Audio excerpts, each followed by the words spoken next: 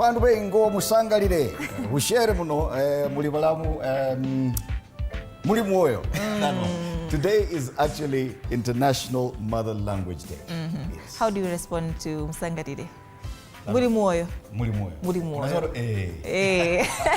Oyaurea moso again on ukue. Good morning. Thank you so much for joining us. And when I say oyaurea, you say oyaurea hinya. That means good morning. Right. Yes. Hata watu ya Osielo wanaongea hivyo. You know you will find somebody else to stand here with you. This is the morning coffee. My name is Fred Indemulik. My name is Anne Odida. Not so much happening today. Like it's Feel Good Friday. Hata hivyo, twende kazi. Right, so the headlines are very interesting today. None is matching the other, but quite some strong words used in some papers. We start off with the Star. Ruto, Kindiki and Supreme Judges set for pay rise. Remember the discussion last year? Oh, hatuna pesa nini? Sahi wanaongeza mshahara. Business Daily, why you will pay to use major Nairobi Mombasa highways. Lakini watu wanaongezewa mshahara. People Daily, why Uhuru party backs Matiangí, something totally different. Taifa Leo, Raila njoo utusaidie. Yeah. On the Daily Nation, MPs fury over secret 73 billion shillings in Mbadi budget. And The Standard, yet at it again, the butcher. The butcher. We'll be telling you more about this in a short while.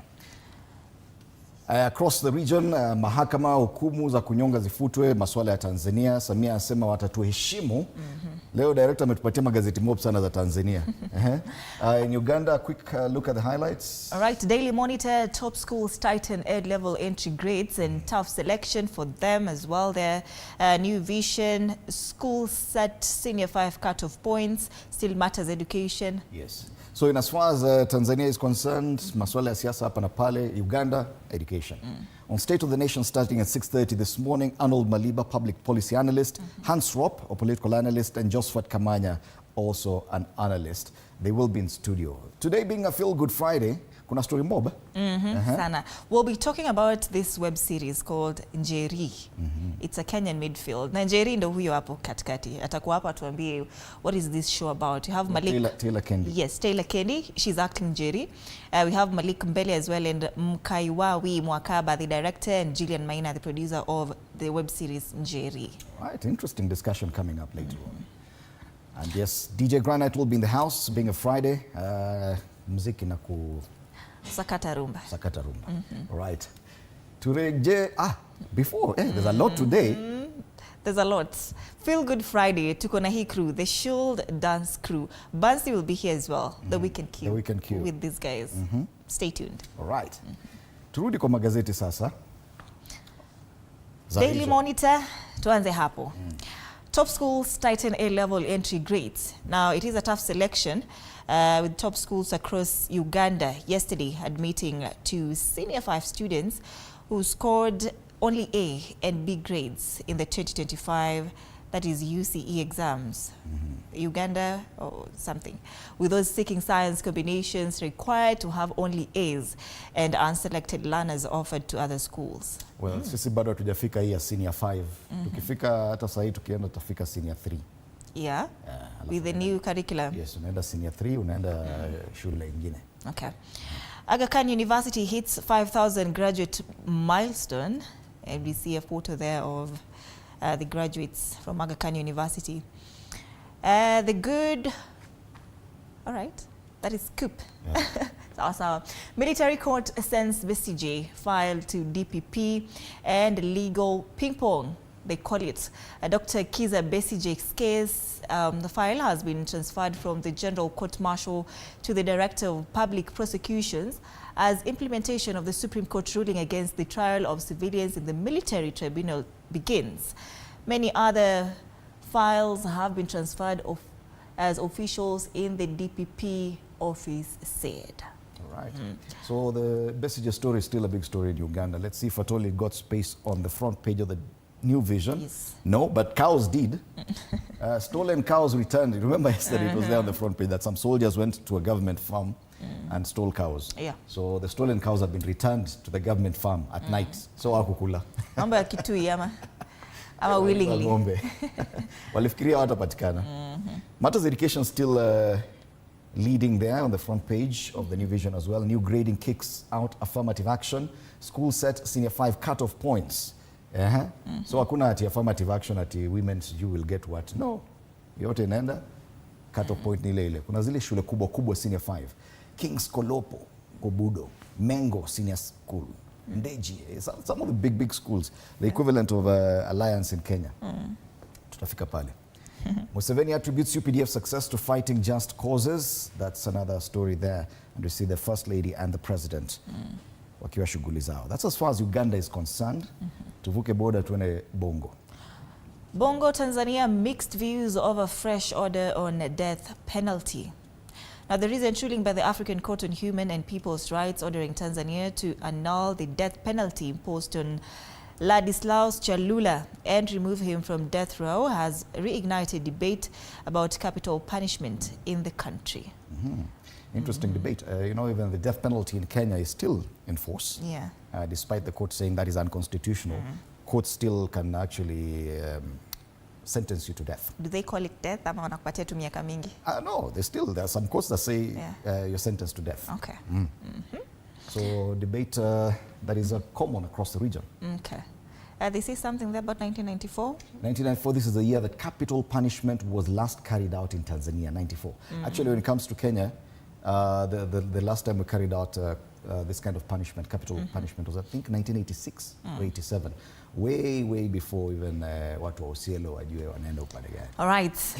Government's promise on healthcare delivery amid US aid freeze. Now, the government of Tanzania has assured the public that essential health services, including reproductive healthcare, will not be interrupted despite the recent suspension of foreign aid from the United States. That's a similar conversation in Kenya as well. The Ministry of Health has said, tense, no tension. High hopes ahead of Coffee Summit as the third G25 Coffee Summit opens in Dar es Salaam today. Key stockholders in Tanzania's coffee value chain hope the conference will be a turning point for the continent's coffee industry. That story is on page 2. All right. Tukisalia kule Bongo, tuangazie gazeti la Mwananchi. Wanasema masuala ya mahakamani, hukumu za kunyonga zifutwe. Agizo jipya kwa Tanzania. Yaagiza Ladislaus Chalula anayesubiri kunyongwa ahukumiwe upya bila kuhusisha adhabu ya kifo. Utekelezaji uripotiwe ndani ya miezi. So kuna jamaa alikuwa ashahukumiwa kunyongwa, ni kama hata nyongwa. TAKUKURU yachunguza mchezo mchafu CCM. Ni habari ya kisiasa pale. Kuna daktari hapa, Daktari Kaushik, miaka 43 ya kutibu kisukari kule Tanzania. Mahojiano na gazeti hili. Kitanzi cha upatu, maofisa 12 wa LBL watiwa mbaroni. Gazeti la Mwananchi. Tuko na zingine hapa, Taifa Tanzania. Miezi mitatu ya kukunja vidole mgogoro Ngorongoro. Tutaanzia wapi? Rais Samia awaambia wajumbe wa tume mbili alizounda wake utaifa mbele. Sasa hapa Kiswahili ishakuwa ngumu. Ni Taifa Tanzania. Masuala ya spoti kule Tanzania, gazeti la Uhuru vijijini. Twiga Stars ya nyanyasa Equatorial Guinea WAFCON 2026. Na Habari Leo, Samia asema watatuheshimu, ataka Watanzania walinde uhuru utaifa wao, na azindua tume alioziunda mahususi kwa ajili ya Ngorongoro. Gazeti za Tanzania tumejaza. Ini An-Nur. Tukio la kihistoria kwa Mkapa Dar. Imamu wa Makaa na Madina Aza Tanzania atahudhuria mashindano ya dunia ya Quran. Mgeni rasmi Mheshimiwa Rais Samia Suluhu Hassan. Gazeti la kidini An-Nur. Right. So we'll be back to take a look at the local dailies in a bit.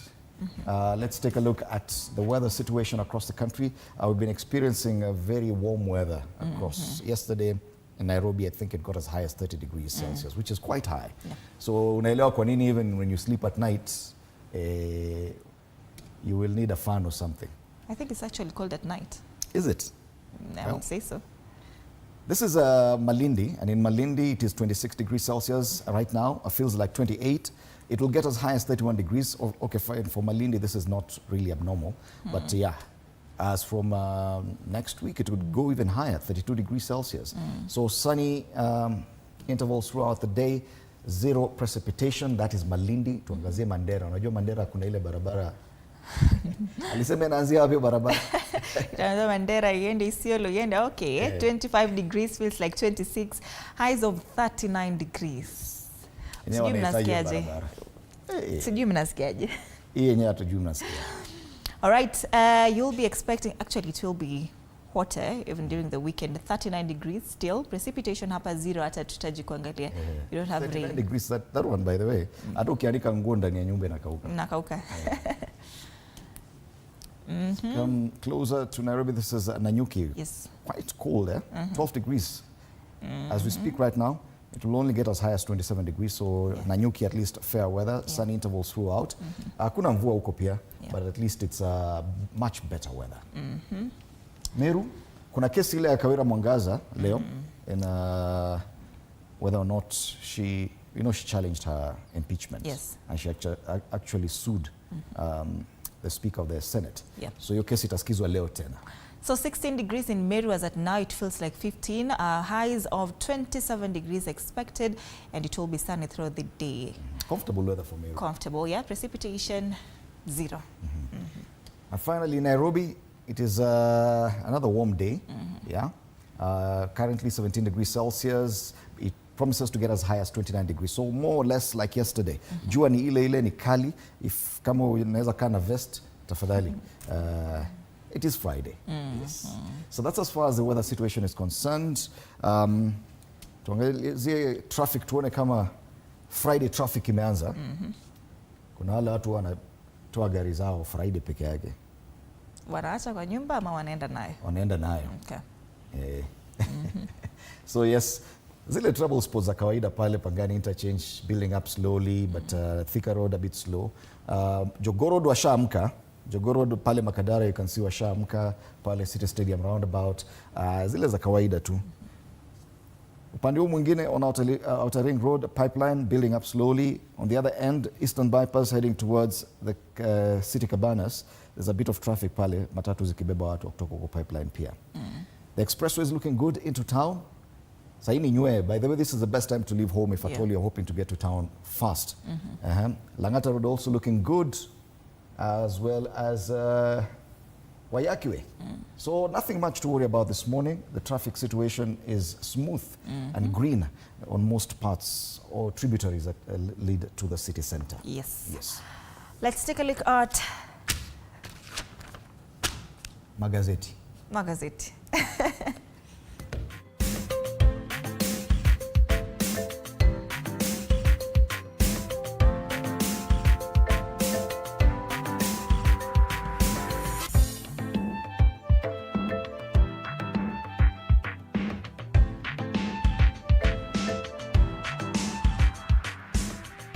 Na leo ni Friday, jamaa wetu wa kutuletea physical copy ya Nation amechelewa mahali. But this is the headline on the front page of the Daily Nation this Friday. MPs fury over secret 73 billion shilling in body budget. There are queries which between 4.263 trillion and 4.336 trillion is the right figure. Hey, zote ni over 4 trillion, lakini kama kuna ka discrepancy, unakumbuka ile discrepancy about 73 billion shillings. You see, when the figure is this high, you might miss out on some of this. So there's a variance. In a spectacle that rekindles the infamous computer typing era debacle that marred the 2008-2009 budget, and this is when Uhuru Kenyatta was Minister for Finance. There was an era in 2008-2009. The National Assembly's Finance Committee yesterday demanded answers on 2 conflicting figures on the country's total expenditure in the next financial year. National Treasury officials who were caught unawares could not provide the immediate answer when pressed by MPs. So discrepancy 73 billion shillings. Bado pesa mingi. Yeah, ni pesa mingi sana. Pesa mingi sana. Hapa wanasema ouster bid why Gachagua ruling could haunt Koome and Supreme Court judges. And during the impeachment of Mr. Rigathi Gachagua, his former deputy president, late last year, the High Court ruled that the ongoing constitutional process cannot be stopped or interfered with. Okay. Interesting. Hizo writing ni kidogo sana, macho ina... That's why we need the physical copy. You'll have to forgive us today. Yes. Christmas in captivity, my 15 days of horror at the hands of abductors. One of those people who had been abducted last year in December speaks out. Paleju, there's a very interesting story. Crisis as private hospitals to suspend SHA in pay row. They're claiming hawajalipwa about 30 million shillings, which is small change for government. Wanafaa tuwalipe. After all, tumekatwa 2.75%. Yeah. Nakata kulipa. 15 DCI NIS officers charged over killings of 2 Indians linked to 2022 Ruto campaign. That story is on page 2 of the Daily Nation. And that's the Daily Nation this Friday. Business Daily, okay. Why you will pay to use major Nairobi-Mombasa highways, and motorists will start paying toll charges on Nairobi bypasses, that is Thika Road and an expanded Kiambu Road, as the state seeks additional billions of shillings to build and maintain roads. Okay, and they say Nairobi and Dongo-Kundu bypasses, 2 highways targeted in next tolling phase. State says fuel levy and taxes inadequate to plug 1.29 trillion shillings roads funding gap. 1.29 trillion shilling gap. Ya mabarabara tu. Bila hiyo pesa hamna barabara. On the ticker, immigration gets 6 billion shillings more for passports and IDs. Tycoon Kibunga Kimani raises a Centum stake to 9.7%. Small farms consumers prefer digital payments. Hii kitu actually ni conversation ambayo inaendelea, SMEs to join in the digital payments thing. Sasa kama unaambia mtu hawezi lipa na M-Pesa, you're missing out. Foreign currency deposits hit 17-month low in farm shillings. All right. That is as far as business is concerned. Yes. Tuangazie magazeti mengine. The Star. Ruto, Kindiki and Supreme judges set for pay rise. Watu wana mishahara minono. And remember last year there was the president called, there was actually a conference on the wage bill. And the president was saying, no, we cannot afford this. Yes. We need actually to look at this wage bill. It's too high. Then months later, hata mwaka ijaisha, pay rise. That was the meeting with the SRC, yeah? I think it was at Bomas. It was a huge conference. Yes, with the SRC, I remember. Wasema, so if you look at pages 4 and 5 of this paper, wameandika hata mishahara yote. So the president currently earns about 1.4 million shillings, but that could jump to about 1.6, 1.7 million. His deputy could get a pay hike for about 200,000 as well. Hii mishahara ukiangalia hapo unapata depression. State officer salaries zenye zitaongezeka tu. They're still eyeing your doctors though, could reduce. Na intern doctors walikatwa from 200,000 to 70,000. Yes. Yeah, I tell you. Okay. Other quick highlights on the front page of the Star. And by the way, even as this happens, Ruto, Kindiki and Supreme Court judges set for pay rise. Salaries for other state officers remain unchanged. Usijaribu kufikiria ati itakusaidia wewe kama state officer. Hii ni ya wale wakubwa peke yake. Ruto and Raila reforms on as NADCO report set for debate. That's another story there. Wanajaribu kuona vile wata contain. Fix baba. And this being the weekend, of course, the siasa pullout is there, and how AUC chair loss has boosted the political value of Raila Odinga. Yeah, kama ulidhani imeenda chini. Everything Raila Odinga does, it just boosts it. All eyes. All eyes are now on Raila Odinga, even after losing an election. Yeah. Pale chini I say life is a zebra. A life is like a zebra. There are white and black stripes. So there's a picture there, 2 pictures of KWS capture team during translocation of zebras from All Pejeta Conservancy in Kampi Msituni, Laikipia. 10 zebras were moved among other animals such as giraffes, gazelles and antelopes. Unakutana na lori na iko na giraffe pale juu. Unaangalia tu watu. That's the Star. The Standard, the Butcher. Sudan's Rapid Support Force generals are in Nairobi to sign pacts. However, underneath the veneer of peace talks is a history of bloodshed and displacements. Now, the international community has described as the Darfur genocide, where Darfur genocide, where 300,000 lives were lost. They give us a chronology of events there. Medti is a Sudanese military leader and the commander of the Rapid Support Forces, that is a powerful paramilitary group that emerged from the Janjaweed militias involved in the Darfur conflict. Okay, leo unajua ni International Mother Language Day. He was born in 1974 in Darfur and initially worked as a camel trader before rising through the ranks of the Janjaweed during the war in Darfur. And under former President Omar al-Bashir, Hemedti became a key player in Sudanese security as Bashir formalized the RSF in 2013 to counter internal threats. Yeye ndio the butcher, according to the Standard. And there's a very interesting quote there on the front page of the Standard.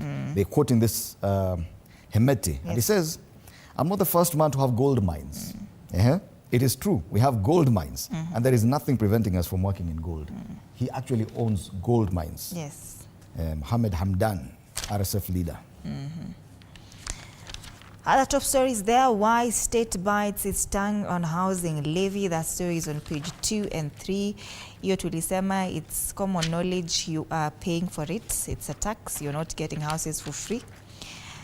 Prepare for tolls on highways. Tumesema hiyo on the Business Daily.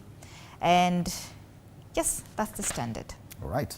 Pale nyuma kwa Standard, Mbappe's Man City distraction just a start for Real superstar. Walifanyia Man City majambo watu wa Real. Man City, I don't know what's happening to that team. Actually, I don't know what's happening to the entire Manchester. On the People Daily, why Uhuru party backs Matiangí. I think this is the only political headline we have today. Everyone else has gone with matters different. And Ruto's dramatic U-turn on Sudan rebels' power plan. Now, this story, it's about diplomacy. So apparently, President William Ruto is not happy. He says, hey, how come you allowed those Sudanese people to come and do that here? Yeah. But there was a statement from his CS defending that action. Yeah. So, ni nani hashiki maneno wapi? Ama nani anarukwa? Nani amerukwa? Kuna mtu amerukwa. Kuna mtu amerukwa hapo. Kipetero kiyesu. Patients on their own as private hospitals reject SHA insurance. That is RUFA, and they will be going on a strike. Not necessarily a strike, but on Monday, patients will start paying out of pocket. For private hospitals? Yes. SHA haiwaki.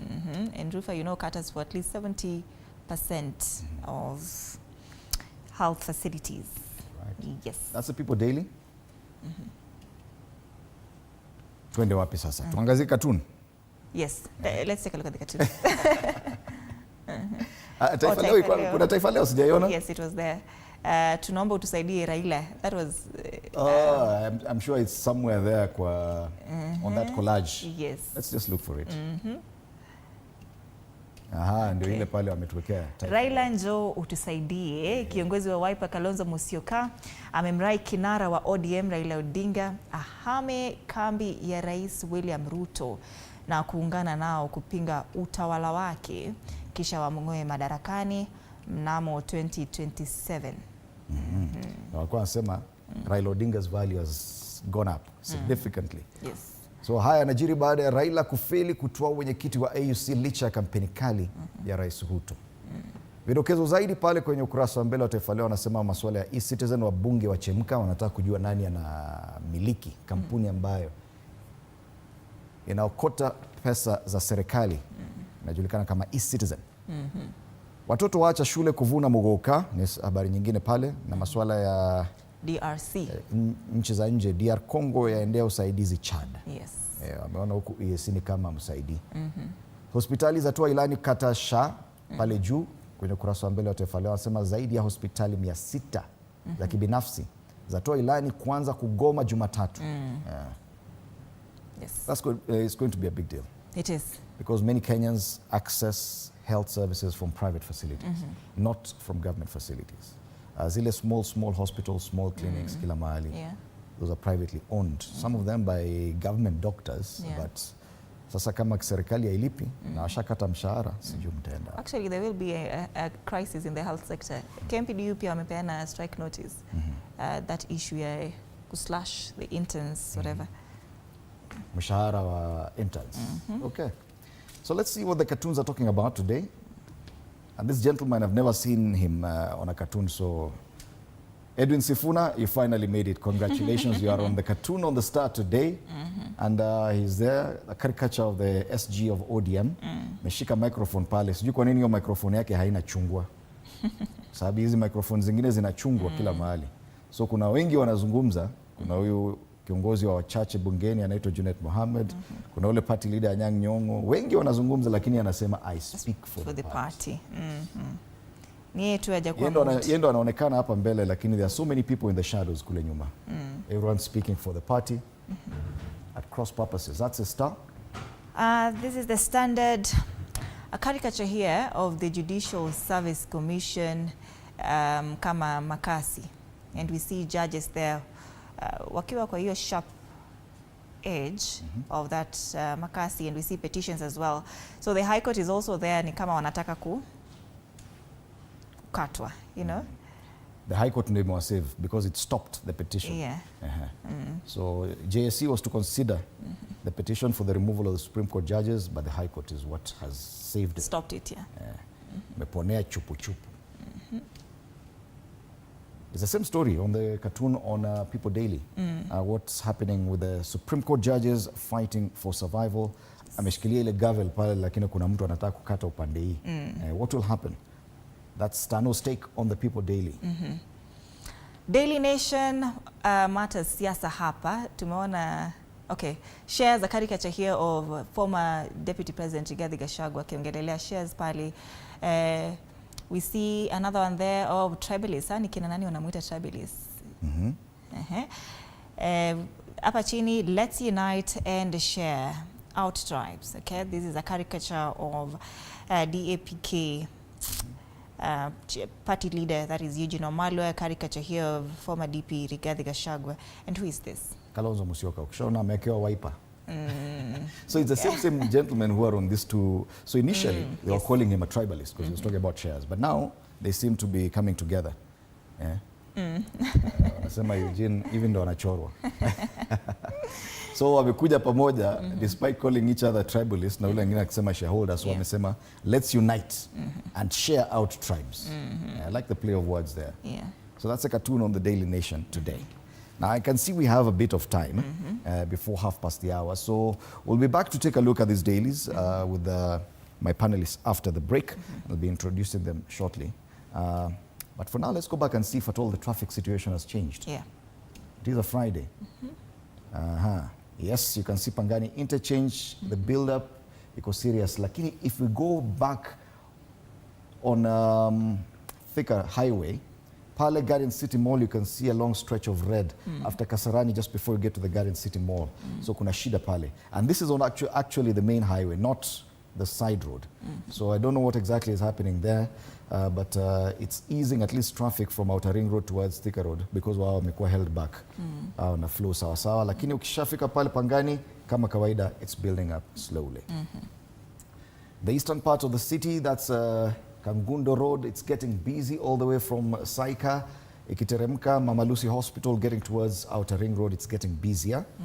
Manyanja Road, pale interchange at Donholm, it's getting busy as well. Outer Ring Road, areas around Pipeline and further, you can see stretches of red and yellow there. Na pale pia on the eastern bypass as you head towards City Cabanas, it's also building up. Jogoo Road, yes, Makadara, the stretch of red has extended towards Botella na pale kwa ile roundabout ya Likoni Road. And the City Stadium roundabout 2 is also building up. So is Haile Selassie Avenue around Marikiti and areas around Railway Station pale. Both sides of the road are a bit busy. That's as far as this side of town is concerned. Crossover to the other side, Langata Road still looking green. Bagadi Way 2 is not bad. Ngong Road is building up, especially on those intersections. Pale Prestige Plaza, red on all sides of that road. And finally, ukiangalia hapa sasa pale kwa Waiyaki Way, there's a long stretch of red on the main entry to the Nairobi Expressway. Yes. Watu wanapanga laini ndio ingia expressway, probably heading towards Mombasa Road. So pale ndio kuna shida. But otherwise after that, it's smooth all the way into town as at 27 minutes past the hour. All right. So remember, it is a Feel Good Friday. We have a lot lined up for you later on. But after the break, we'll be having my panelists, Josphat Kamanya, as well as Hans Ropp. They'll be here as we take a look at the big headlines. We have lots of interviews lined up for you. Sherehe hapa. Bansi will be joining us baadaye. But interact with us on our socials, TV47 Kenya on Facebook and YouTube, TV47 News KE on X. My handle is at @Ann_Dida.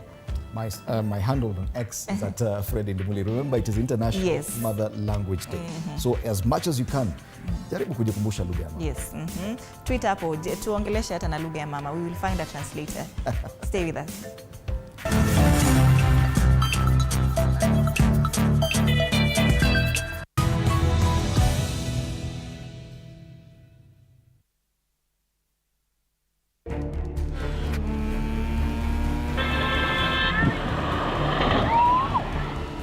This thing is very highly perishable.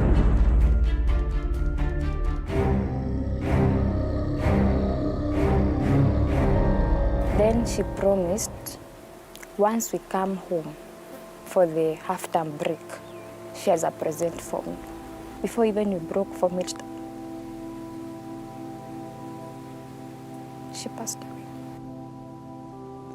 Sasa huyo mtoto wangu alikuwa mdogo sana.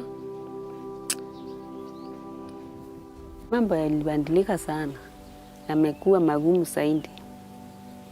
Kwa sababu nimeachwa hata na watoto wadogo. Kwani watu wa miraa kodi yenye wanalipa, kwani inakuwa mingi aje yenye ati hata hawajali wakipoteza mioyo ya watu. Serikali ikishindwa na wao, tunasimamisha hiyo gari, dereva tunamnyorosa viboko 20.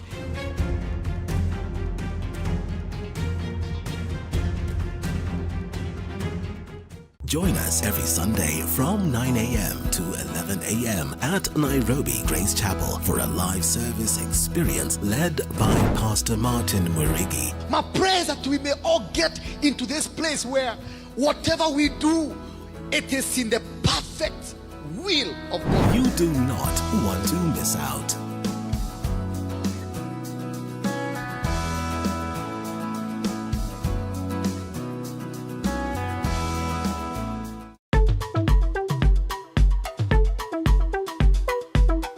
Your work is going to feel a large part of your life, and the only way to be truly satisfied is to do what you believe is great work. And the only way to do great work is to love what you do. Steve Jobs, co-founder, chairman, and CEO of Apple.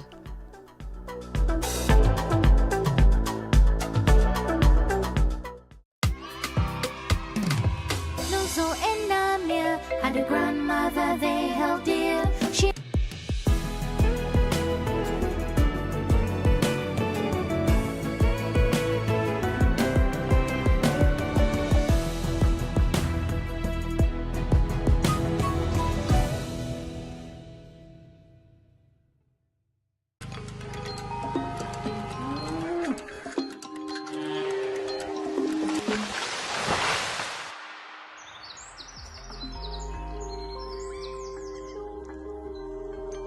Our world is changing every day, and so should we, for the better. Each week, we tackle the big why, the question that should be on everyone's minds. Why isn't this fixed yet?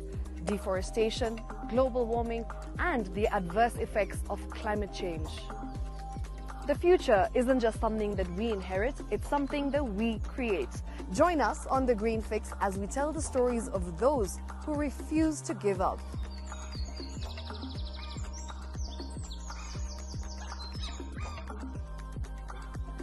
When it comes to fixing the planet, there is no time to waste. Join me, Shiksha Arora, on Thursdays at 9 p.m. on The Green Fix as we look into the big why, you and I.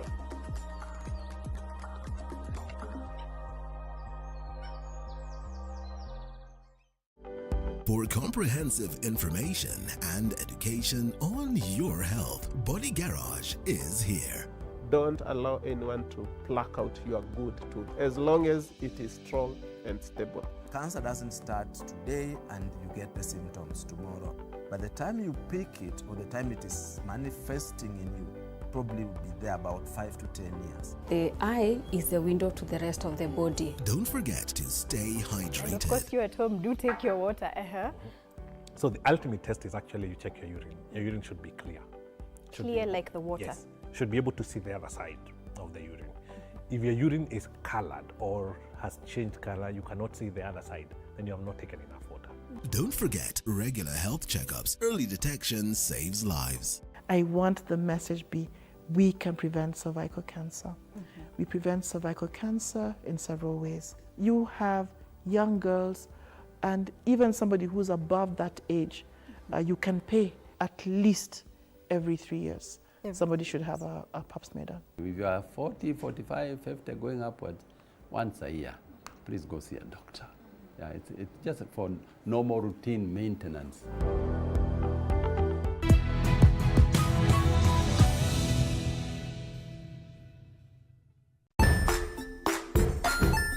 Hey there, friends. Welcome to PM. Don't miss it.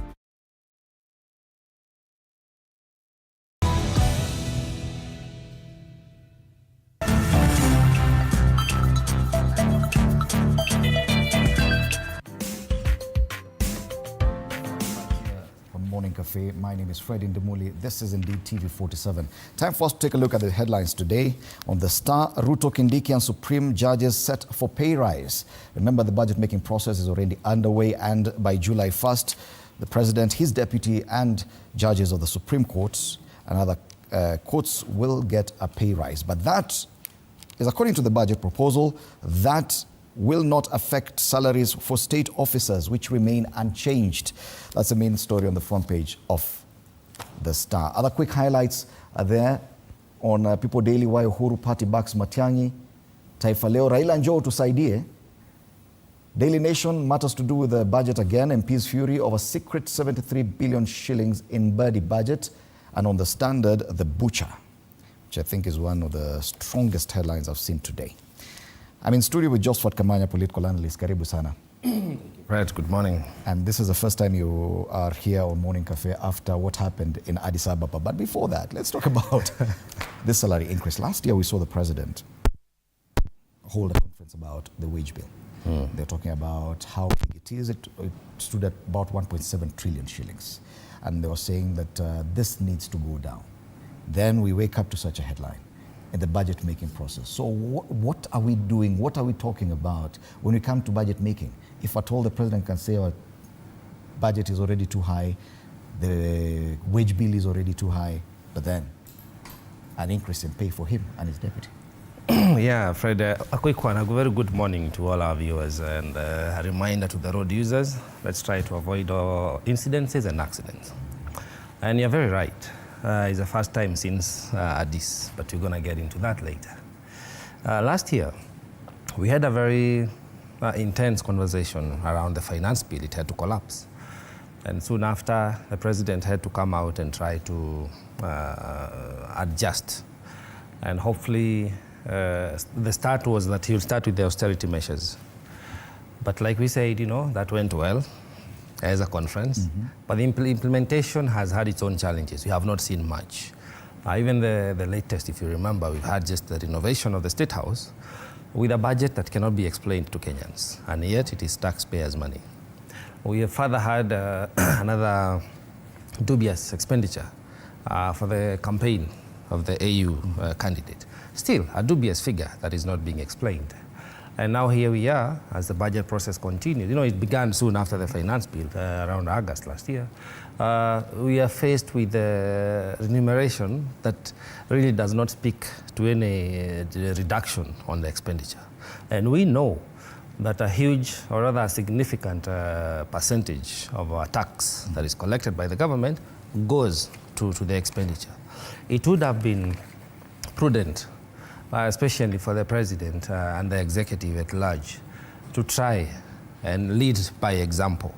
But when you see such headlines today about a potential and possible increase of pay rise, and also, you know, MPs have been agitating here and there, it's very sad because we have doctor interns who are not being paid, who had to face a reduction of a figure that they were expecting.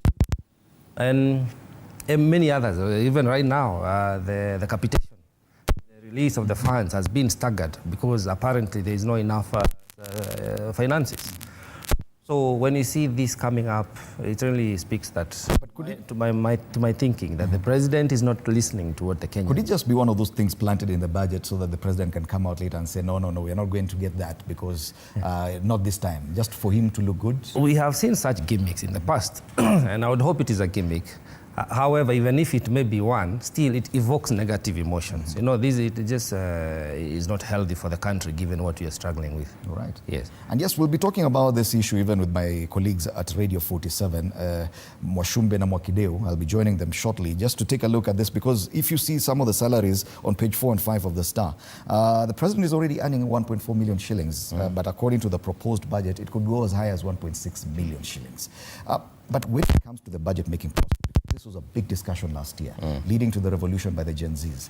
But it would appear that we now have a bigger budget with no way of funding it, and we are seeing opulence even more. If you look at the front page of the Daily Nation, there's a discrepancy in the figures being presented in Parliament that show about a discrepancy of about 73 billion shillings that cannot be explained, meaning that there could be a lot of mischief in the budget-making process. Not there could be, there is. You see, the budget-making process ought to be based on concise feedback and observations and analysis, and also a proper projection on our potential financial pattern and behavior of the country. But I don't know why we keep not listening. We've had the Auditor General over and over come out and say, well, there is budgeted corruption, there is misappropriation of funds, but that seems not to sink. Okay. And then you look on the flip side, it is a sad story, because on one end, we are still, taxation still continues to go high. I know the bottom-up economic model was the taxation-based economic financial structure and model. But the way it is being handled, on one end, they are quick to collect. On the other end, is about expenditure. Even without looking at where the money is going, whether it's going to salaries or projects, the point is, we are not able to utilize the little resources we have. And remember, we are also struggling with debt repayment. Yes. It would have been more prudent for the president to take a salary cut.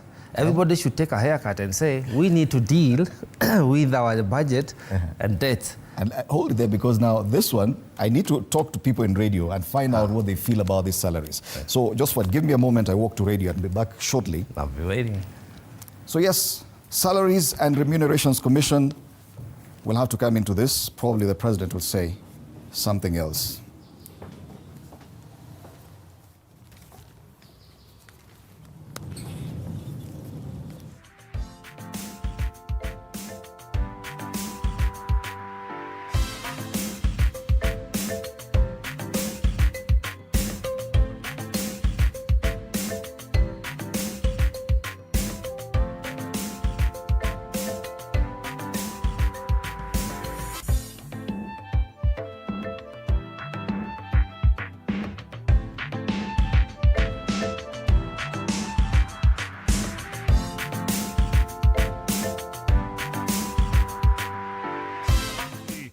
ambaye namuona anatembea polepole kutoka kule katika TV 47, ameingia katika Radio 47. Karibu my brother. Karibu, welcome.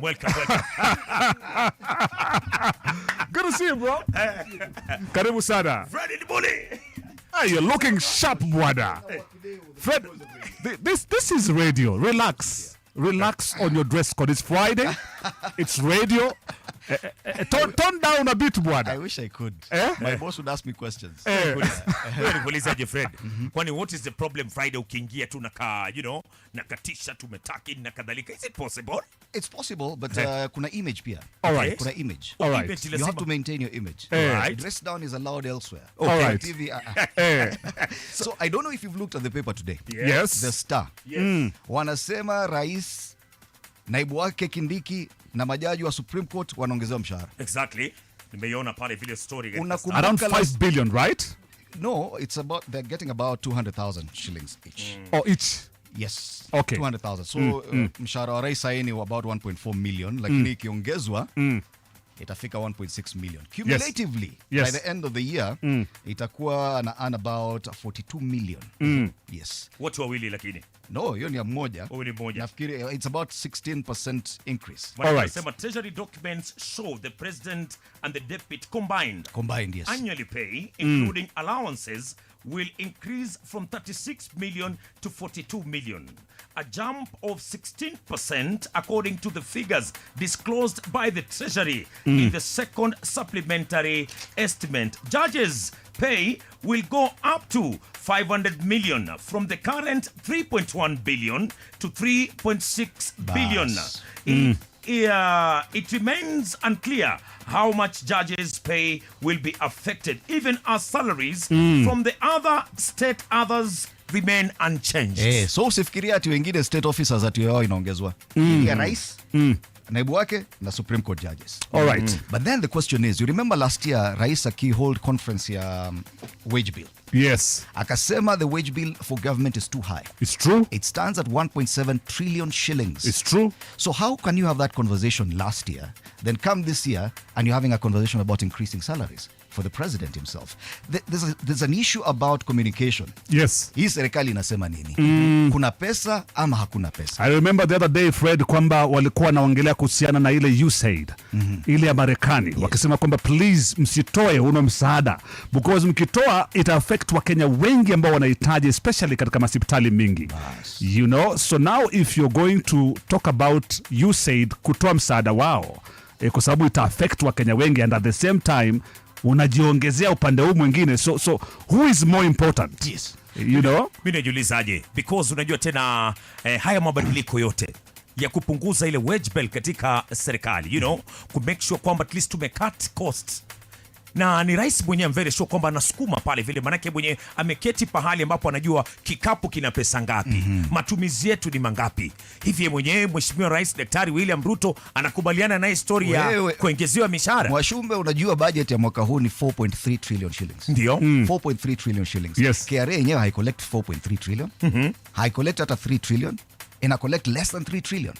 Meaning there's a budget deficit of close to 1.5 trillion shillings. Okay. Alafu mnaongeza mshahara.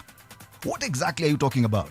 At what point should president na hawa viongozi wengine wajiongeze mshahara? At what point? Inafaa tufike wapi? You know, lazima tuanze kujiuliza leo maswali. Lazima tufike katika level gani tukasema kwamba saa hii nchi inaweza kuongeza mshahara? Ikiwa ni kampuni na kampuni ifanye vizuri, mwisho wa mwaka unapewa bonus kama CEO. It's very true. Yes. It's very true. Kama Kenya inaingiza pesa vizuri, yani kuna surplus. Yani kuna surplus. Yes. KRA wamekusanya kwa mfano 6 trillion. Exactly. And our budget was 4.2. Yes. Then you can say kuna surplus. Watu waongezewe mshahara. Kitu kingine ambacho najiuliza kwa hivi sasa, kwani the president alicomplain na deputy president na judges ya kwamba the salary that they're earning right now, it is not enough for their responsibilities na majukumu yao. Inaweza kuwa sio rais ameitisha pesa. Ndio. Hawa ni watu wa treasury wanasema pengine rais anafaa kuongezewa. Alafu this could also be one of those things that have been planted there, alafu tukuje tuambie rais amesema hataki hiyo pesa tena. Hataki kuongezewa. Ndio. So unajua kuna siasa pia hapo ndani. Tuangalie magazeti mengine pia yanasema namna gani. Gazeti la The Standard. Gazeti la The Standard ukiangalia pale juu, the biggest story is the butcher. The butcher wanaongelea kuhusiana na huyu jenerali kutoka Sudan. Wanasema kwamba jenerali huyu kutoka Sudan ambaye amebadilisha makao yake sasa yamekuwa ni Nairobi. You know, wakati ambapo tunaongelea kuhusiana na masuala ya amani ni kwamba watu takriban 300,000 wamepoteza maisha yao tangu kuanza mzozo katika nchi ya Sudan. Ndio the biggest story pale.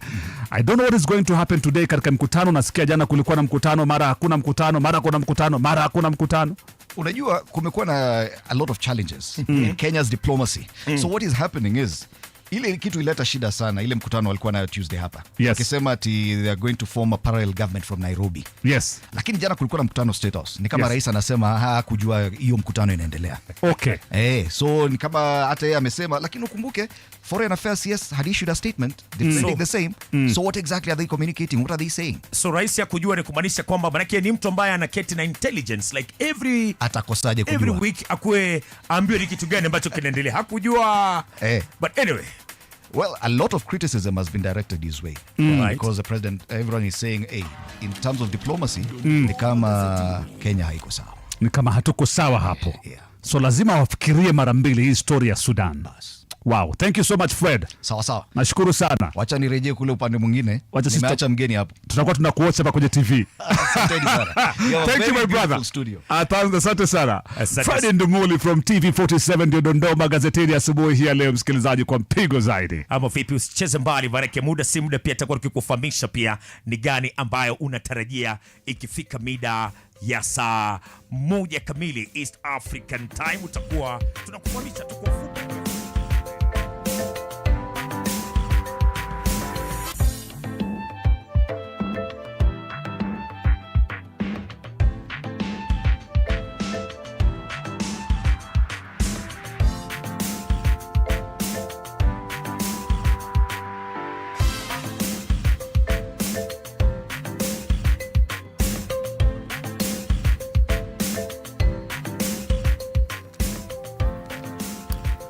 All right, and I can see Hans Roper.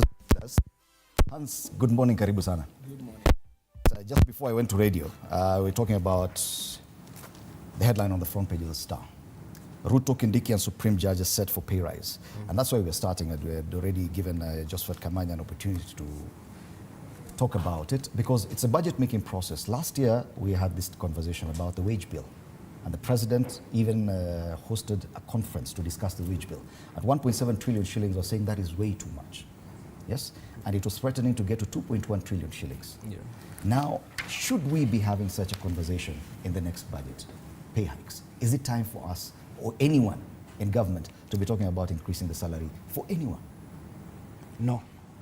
Actually, to be honest, Fred, myself, I do not support any increment of salaries. And you know, despite the fact we support the government and we try to show out the good things the government has done, the things that are not right, we should also be honest enough and discuss that this one is not right and it should not be allowed. So to my thinking, and we do, unless they need to attach the reasons why there should be an increment for salaries. And that's why at times we also ask those who maybe want to fight the government, want to correct the government, that whenever there's something good that the government has done, also appreciate the way we also discredit things that we think that is not right for the government to do. So for now, on such an issue, it is very wrong. It should not even take off. Yeah. But even looking at the whole budget-making process, we're talking about a 4.3 trillion shilling budget against a revenue collection of about 2.8 trillion, probably 3 trillion shillings at most by KRA. Shouldn't we be talking about austerity measures? Coming from a year where the president kept on saying we are in dire straits, hatuna pesa. Why are we ballooning the budget? Does it even make sense? What is the government communicating? What is even Treasury communicating? You know, budget process, or the process that you use to make budget, is on estimation that are taxes that could easily be collected in the maybe in the coming year. And according to my thinking, and I know probably what that is, the officials in the government are trying to do is that, and we've seen President trying to show it in the past, is they are trying to seal in the loopholes that the government loses a lot of taxes. And therefore, maybe they have a budget based on ideas that they are going to place in to achieve that kind of tax collection. Because we know there are many loopholes and there are many money that are being lost through corruptions, mismanagement, or we've seen misappropriation of many things. We've seen there are many things that have been reduced, like taxis in the offices, newspapers, and things that do not really touch. So probably a government has a plan on how they are going to manage to achieve the target of taxing. And I want to believe, let us go on and wait and listen to what the president and the carrier are going to do to achieve this. But my thing is, there are plans on how they want to manage to ensure that we achieve that target. And that's why as we are here now today, we wouldn't want to support the increment of salary because we have a big budget to achieve.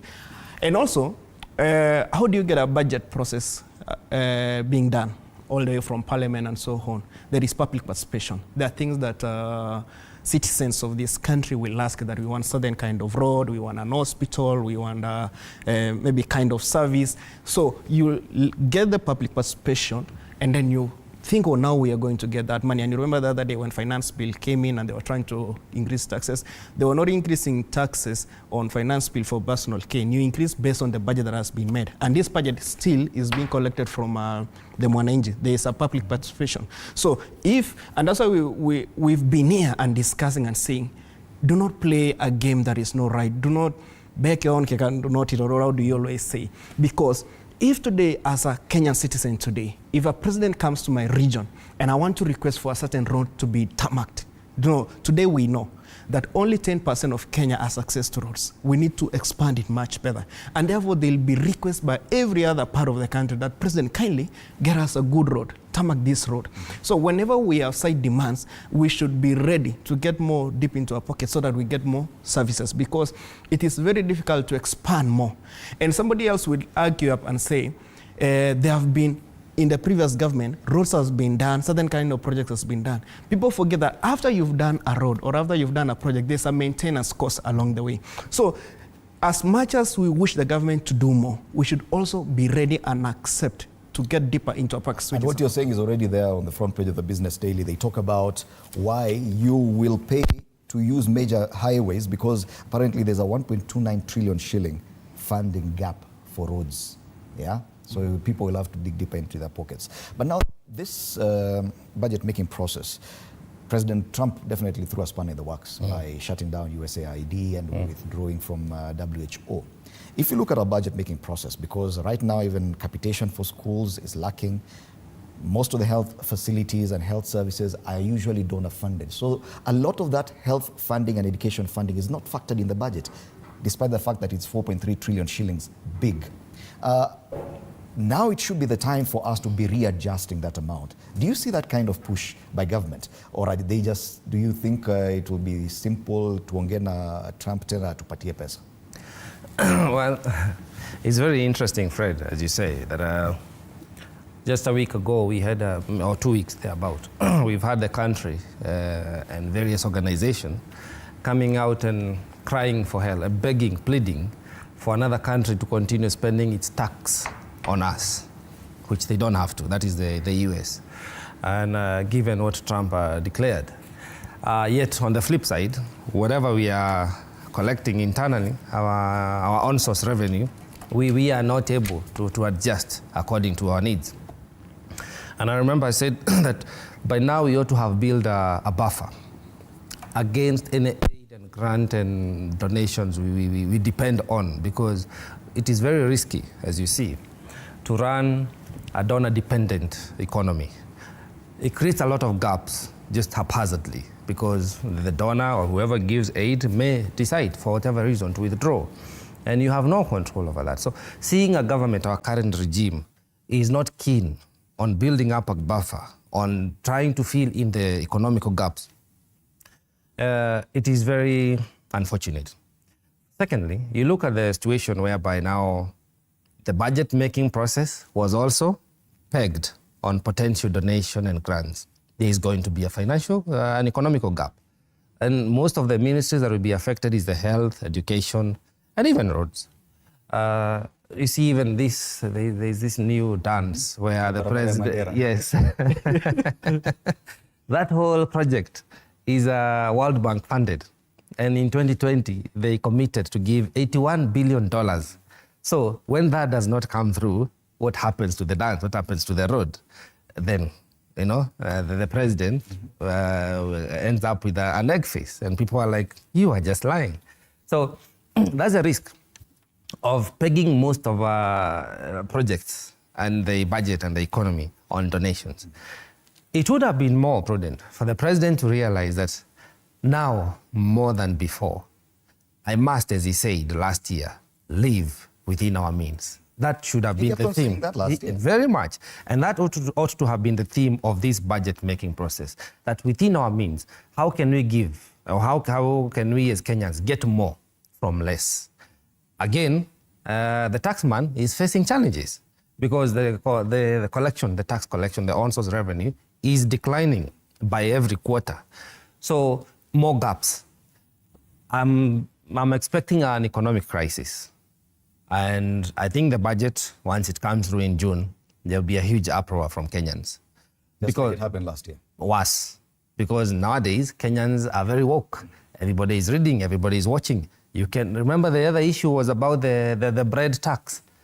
Now you're telling us you want to increase salaries. Why?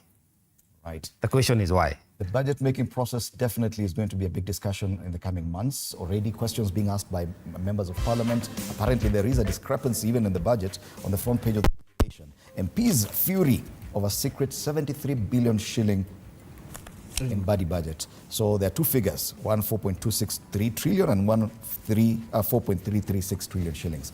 You know, when the numbers are so big, 73 billion can actually disappear within there. There's some cracks. These questions will be asked. The members of the public will be called upon to give their views as well. All right, let's take a break. You're watching Morning Cafe on TV 47. We'll be back to take a look at more headlines.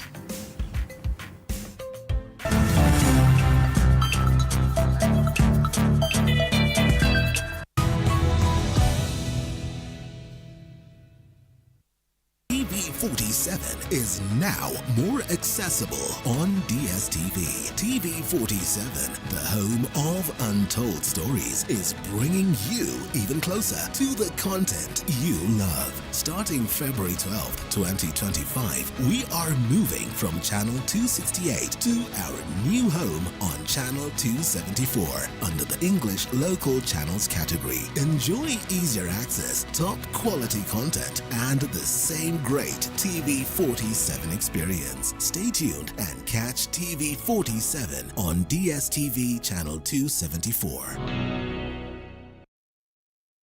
Mwaka huu Radio 47 inakuja kivingine vingine. Hii ni studio ama ni meli?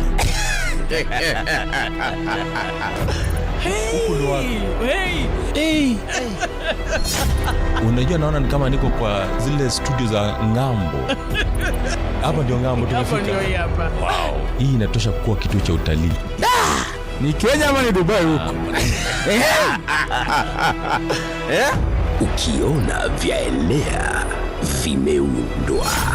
The first interactive radio station in Kenya. Touch screen.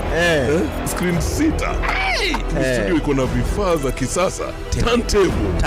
3 million. Lakini studio nimeshangaa sana. Hii ni meli. Radio 47. Bonge la studio. Hii inaashiria mambo mapya katika maisha ya watu mwaka huu. Bado. Maneno hayo. Na bado.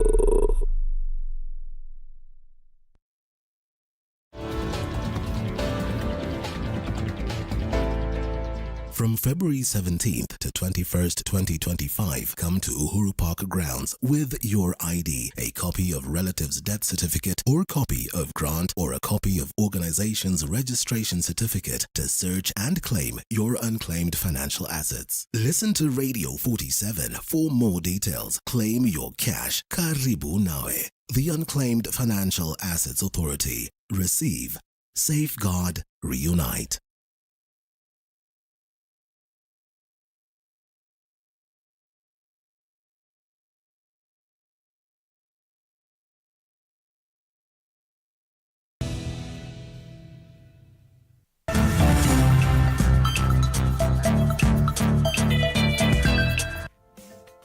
Right, welcome back. You're watching Morning Cafe on TV 47 with me, Fred Indimuli. We continue looking at the headlines with political analysts Josephat Kamanya and Hans Ropp.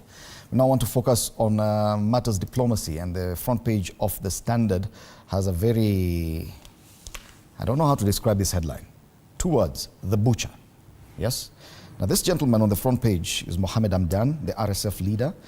His team was at the KICC on Tuesday, alongside other groups from Sudan, which is in conflict, and they had indicated their intention to sign a charter to form a parallel government for Sudan, based in Nairobi. It is one of those stories that has also been featured prominently, even here at TV 47. Let's watch it. It has been a week that has seen Kenya-Sudan relations feature in the headlines after hundreds of RSF supporters gathered at the Kenyatta International Convention Center KICC, where senior members of the opposition forces, including Rapid Support Forces RSF Deputy Commander Abdel Rahim Dagalo, were in attendance. What followed was an outburst by Sudan Foreign Ministry, which pointed a finger at Nairobi, saying, and I quote, "This action by the Kenyan government not only violates the principles of good neighborliness, but also contravenes the pledges Kenya has made at the highest levels not to allow hostile activities against Sudan to be carried out on its soil. It is therefore tantamount to an act of hostility against the entire Sudanese people." End of quote. Kenya, through the Ministry of Foreign and Diaspora Affairs and Prime Cabinet Secretary Musalia Mudavadi, has defended hosting the RSF leaders, arguing that the Rapid Support Forces RSF and Sudanese civilian groups tabling of a roadmap and proposed leadership in Nairobi is compatible with Kenya's role in peace negotiation. Further adding, and I quote, "Kenya has established a history of facilitating dialogue between conflicting parties from neighboring and regional states, including providing good offices that have seen peace agreements signed in Kenya." Indeed, the globally acclaimed Machakos Protocol of 2002 that ended the Sudan II civil war was concluded in Kenya. When Kenya offers this space, it is without any ulterior motives. It is because we believe there is no military solution to political disputes, end of quote. And even as the country's top diplomats work to repair Kenya's image amid negative publicity for hosting rebels from a neighboring country, Foreign Affairs PS Dr. Korir Sing'oei has inadvertently intensified the controversy by adding fuel to the fire. Sing'oei has come under criticism for sharing an AI-generated deepfake video on his official X account, which showcased Kenya's role in Sudan's peace diplomacy. The video, before he deleted it, designed to look like a CNN broadcast, falsely featured journalist Farid Zakaria discussing Kenya's involvement in peace efforts. The conflict in the Sudan continues to escalate, with an estimated 11 million people displaced, most of them children and women. The Rapid Support Forces RSF, alongside armed struggle movements, had on Thursday planned a press conference to be held in Nairobi, which was later cancelled to a later date that will be communicated. Meanwhile, at State House Nairobi, President William Ruto met the opposition holdout group of South Sudan and agreed, at the request of the South Sudan government delegation, that the mediation process that has been going on in Nairobi adjourns until March 2025 to facilitate consultations that will inform the way forward. Analysts have argued that Kenya's actions have been much to the chagrin of international frictions. Who will blink first? George Maringa, TV47, Nairobi. Yes, talk about diplomatic blunders. On the front page of the People Daily today, they say that Ruto's dramatic U-turn on Sudan rebels' power plan. And it goes on to say that yesterday there was a meeting at State House, that the president was not happy. Sources private to the meeting, and I'm reading directly from the People Daily, sources private to the meeting intimated that President Ruto believed not to have been aware of the rebels' plan. Is said to have hit the roof, questioning his top brass how they allowed an incident that has left the country with an egg on its face on the international arena. Do you believe that such a meeting could happen without the knowledge of the president? You've seen a statement from his CS defending the same, a statement from the PS defending the same. Then the president apparently was not aware. Can such a meeting happen at KICC of that magnitude without the president's knowledge? We intend to believe what the president has said, because the president is at best placed to understand rather than us. And these people have been around for quite some time. There have been meetings happening around, even this Kiambu Road in a certain hotel for those peace meetings. And I want to believe that probably whatever they could have agreed with the president is not whatever they wanted to maybe do it in the long run. So, and the president also calling them to State House and pushing this to a further date must have been in his own wisdom to see on how they can maybe still talk and find it a better way, because to true honest is that there's been a good support from Kenyan government to South Sudan, and also there's been a lot of talks from president even outside Kenya saying about how they're going to manage the issues that are in South Sudan. So my thinking today is the president must have used his own wisdom to see that it is better for us to extend the consultation that is going on so that they give a better knowledge. And whatever the PS and CS you're saying is going on, probably, at times I would take that to be it was their own thinking. It's not that of the president, because president still stands to be the one in charge of everything. Do you agree with that, Josephat, that the CS and the PS could be communicating things that the president has no idea about? And I would resent myself if I believed that. We cannot say that president is in charge of everything and then say that he did not know that there was a security meeting. Plus, we know President Ruto to be a very hands-on person. Yes. Oh, that is one. Two, even if it were true, that is a huge lapse on our security agencies. We have an interior CS. What was he doing? We have the whole NIS. What were they doing? Is this to say that a group, a militia, a rogue agency, or any group can merge and just have a meeting in Kenya and discuss foreign affairs on our soil that pose us in some diplomatic stalemate or tension without the knowledge of the country? What country are we running? Is it to say that we have no security, we have no intelligence agencies or organs? That is very sad. Two, remember, this is not the first time. We had the M23 who came and met here in Kenya, and this escalated the tension between Rwanda and Congo and Kenya and the SADC community. So, as you say, these are blunders, diplomatic blunders that we are continuously making. The Janjaweed was there since before Sudan was split into two countries.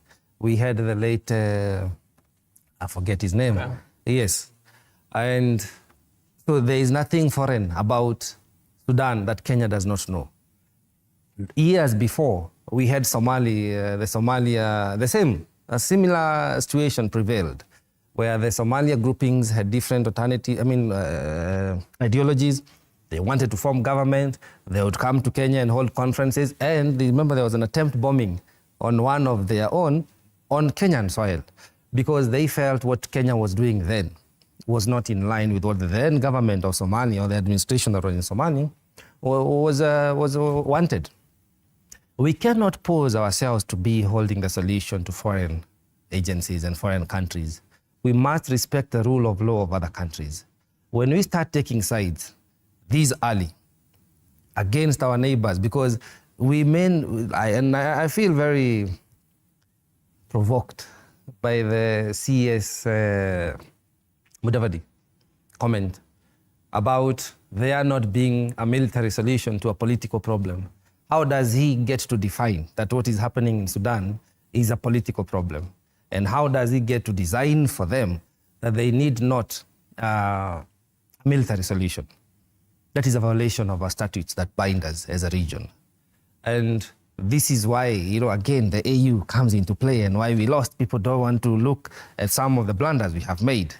But if we continue to aggravate the communities that we subscribe to as a Kenyan, as a country in Africa, we are not going to get the support that we deserve. We are not going to earn the respect that we deserve as a country.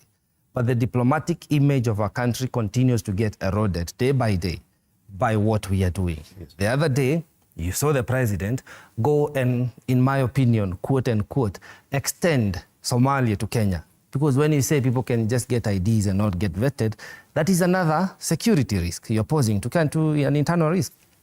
So we are making a lot of blunders. The president, and this actually is now more important than the economic injustice and the economic crisis that we are facing. The president must tighten the security measures around the country. We cannot compromise our nation. Yet the president and this administration has been accused of making these blunders from day one. Immediately they took over that same day, they tweeted about Sarawi, recognizing Sarawi, which put us in an awkward position diplomatically, forcing the same administration to delete that tweet hours later. We've seen the comments about DRC, even the president saying he talked to Macron. We've seen all these things, even the statement about the Israel-Palestinian conflict, and Kenya declaring which side it supports. Now, we've seen how the AUC elections stand out clearly. We've not done ourselves justice. We've shot ourselves in the foot, Hans Ropp, in as far as diplomacy is concerned. You know one thing, Fred, there are also, there are blunders that could have happened, and there are things that we think the president should work on his communication team and the diplomatic teams also in the ministry and so on. But there are other things that today we cannot say that we've lost because of such, like the one for AUC seat. This is not the first candidate Kenya had. You know, we had people who said the former president had a very good relationship outside, and he had a candidate. He never won. Monica Chuma was there before. We never won.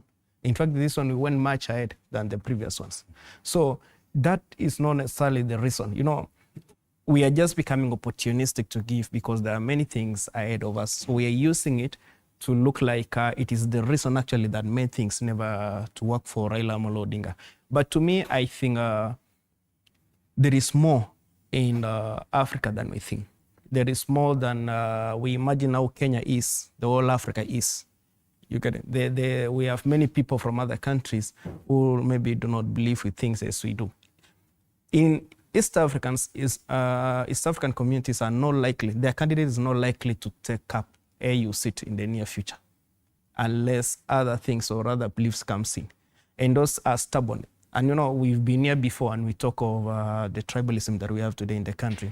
And I've always told people that the kind of election that we have today in Kenya and more for presidential elections is more about tribal. And that's why tribes combine. There is sense of such in the African election that recently happened for AUC. Because even in Kenya today, it's all about tribals. Such a tribe kingpin with a side tribe kingpin combined together so that they form government. We see what Rigiji today is doing with Mount Kenya. They are saying they can support another community. You meaning it's not about the personality of a person. I get what you're saying. There were many dynamics. There were many dynamics. But are you? And that's what I'm saying. Are you certain that this is diplomatic blunders did not affect? Because I said we've had candidates before. Why have we lost before and we did such blunders? Especially on the DSC crisis and the shift that SADC had. Because initially they had declared they would have supported because shifting from the Madagascar candidate straight to Djibouti, overlooking Kenya, definitely that said something. First of all, Fred, Djibouti is an East African community member. We have 11 countries and the AU chair position was designated for the East African region. You remember, it is rotational. It goes round and round. So it had to come to an East African candidate. Tanzania wanted to field a candidate, remember? Then they withdrew. Then we were left with Kenya and Djibouti.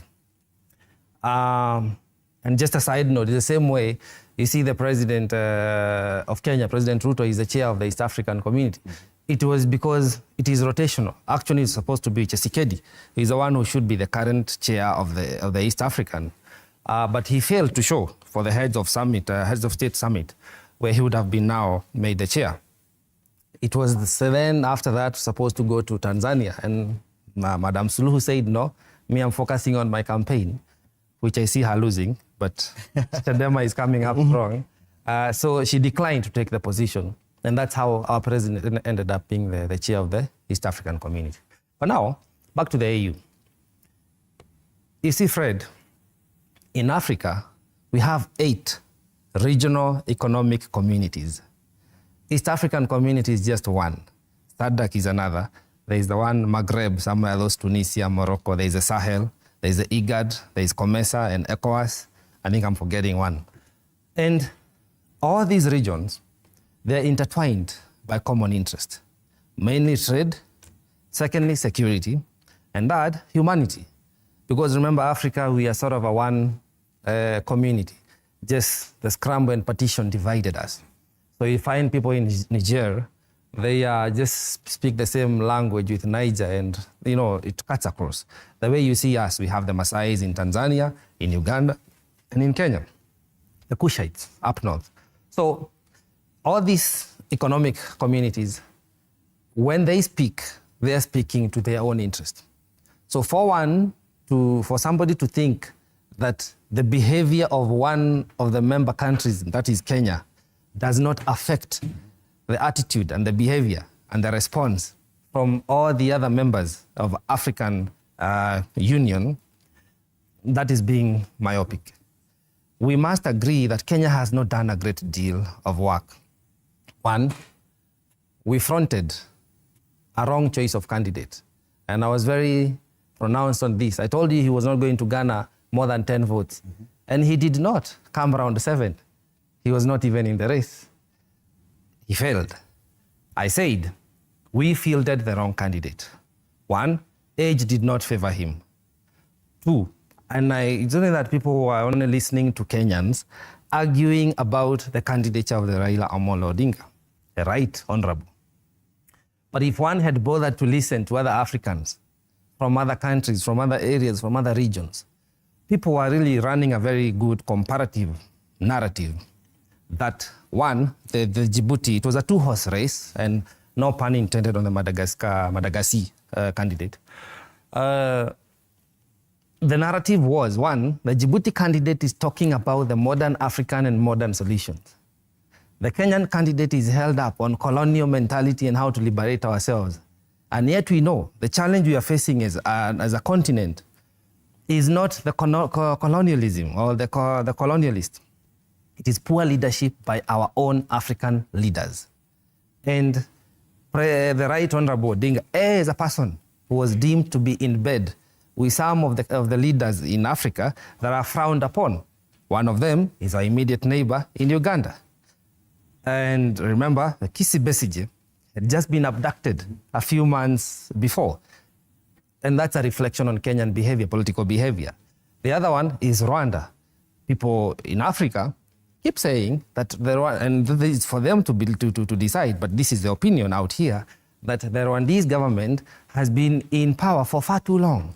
If there is democracy, they should be able to at least have a change of leadership. But they seem to be our friends in some way. So, and remember again, the DRC situation does not make it any better. Kenya, at first, we had our own ambassador withdrawn from DRC. Again, trying to be apologetic about the then government when the president was a deputy president, when he said they could not even rear cows. So we've had a quite of a spat, diplomatic spat in Africa, if you look at different countries. Up north, we were not able to resist the urge to take sides, as you earlier said, when we tried to rebuke militarization of some northwestern countries. That is not for us to decide. If that's the kind of regimes and government they want to run, it is upon them. We should just be able, it's okay, we can influence, we can be a powerhouse in Africa as a country, but not in a manner that comes in as a directive. We can be an advisory. Actually, and the best way would be for us to offer good leadership for our own country, and then we become a reflection to the continent. Okay, but Hans-Rob, if we were to go with your statement on how we lost the AU election, then it would be fair to say that Kenya should not have tried in the first place. That according to the regional blocks and the way things have been mapped out in Kenya, probably even going forward, we should never try to look for such a seat. Is that what you're saying? Yeah, and if you listen to some of the comments going around today, is that with time now we've come to learn that it's not Africa. One Africa is sweetheart. And going forward, we are even thinking of having 2 AU commissions, because it means there are people who think it is their thing. You don't think that diplomacy and because better diplomatic ranking for Kenya would put us in a better position? Just thinking that myself, that diplomatic doesn't work for the other team. Doesn't they think that also the other brothers of ours can also be our leaders? Do they own the Africa themselves alone? You know, there is more into dirty game of selfish selection of leadership on their hand other than us. And that's why we are saying today that it is not as obvious as we thought. It is not fair as we thought. Yeah, because it's not about diplomatic, it's about interest. We all know here today that even today in politics it's all about interest. Because if you compare with the local politics that we have today, Raila Amolo Odinga is working with the government. It's all about self-interest. Any politics is all about interest. You see today, how could you imagine today that the same Rigathi Gachagua who went to Ukambani and told them, Amuna Kura, is here today to say that Ruto is accusing them at Wanapanda Ndengu. How would you imagine he'll be a defender? It's all about self-interest. Kamanya, do you agree that probably we had no business trying to get that seat, according to what Hans says, that we stood no chance? With Raila Odinga, we stood no chance. With the conduct of our country, we stood. We've had different candidates, and we still. It's not about Raila. Yeah, I agree. You see, the choice of candidature, the choice of a candidate determines. Who says that Amina Mohammed was the right candidate? Who says? And Monica Juma. You get? Yes, even Monica Juma. Who says they were the right candidate? And again, it is about how we are able to navigate the continental issues, how we are able to engage on the contextual issues and that concern our continent. And you cannot say that the former chairman, Faki, was not a good fit, has not done a good job. And it is then a question to you, Kamanya. And how has the Djibouti guy today show that he's a good candidate against another person? His CV is out there. He's been a foreign minister. He's been engaging all the African, even here, he came even to Kenya. Again, it is about the conduct, not just of the country, but also the character of an individual. Raila Amolo Odinga, it's just that people who are in government now, they are happy because of the NADCO, the broad-based thing. But they would tell you, he's been called the Lord of Poverty. He's been an Africanist, I agree. But when you look at his conduct, even when it comes to losing elections, evidenced by this one of the AU, where they're saying now we should have 2 parallel commissions, where they're saying no, we need to change the voting mechanism. You saw them outcry. The same way, Mandaman, just they could not go and throw stones in Addis. It is the same character. We conceded. There was no conceding when you're saying that it should have been different. That is not conceding. Conceding is that it was free and fair, and I agree with the outcome. I don't require for you to change the electoral system that could potentially favor me. So people know who the Right Honorable Raila Odinga is.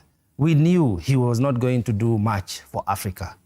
Personally, I was not expecting much, and that's why I was hoping he would not make it, and I'm glad he did not.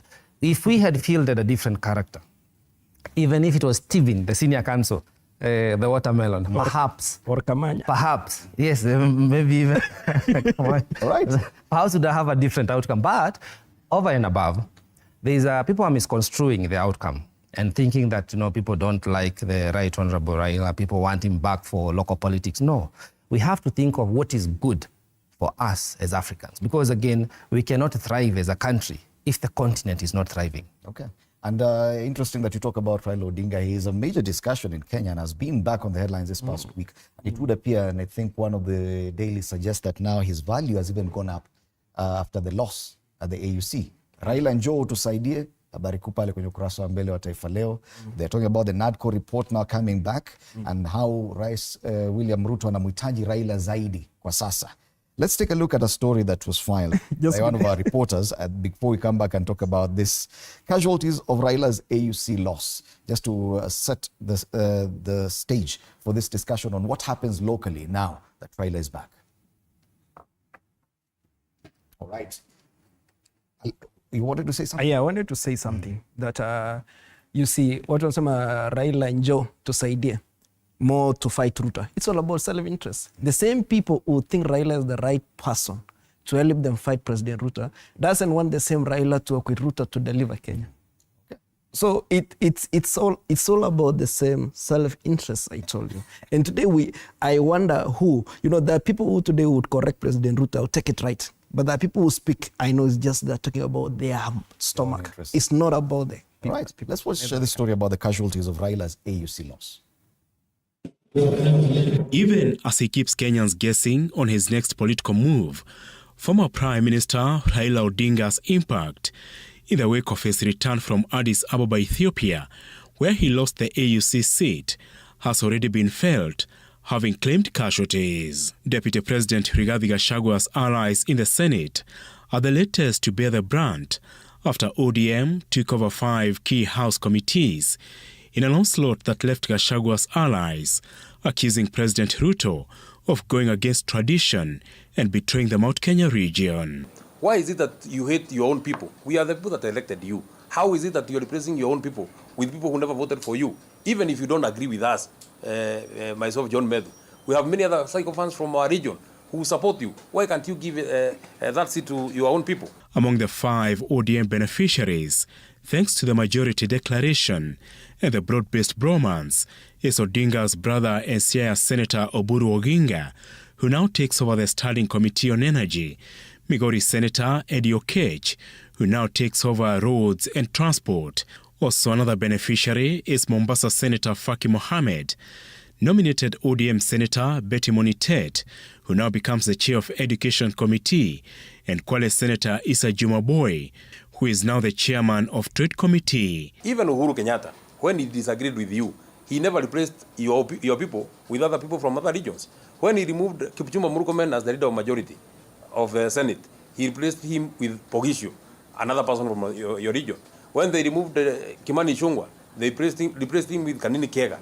When they removed Susan Kihika, they replaced him with Kangata. Because as a people and as a region, we voted for this government and we are not visitors and we don't beg to be accommodated in this government. With Azimio yet to agree on who takes over public watchdog committees, PAC and PIC in the National Assembly, usually reserved for the opposition, the cleanup in the Senate came with a rider from Gachagua's men. If you do not speak now, you're going to be removed from the committees, nothing will happen.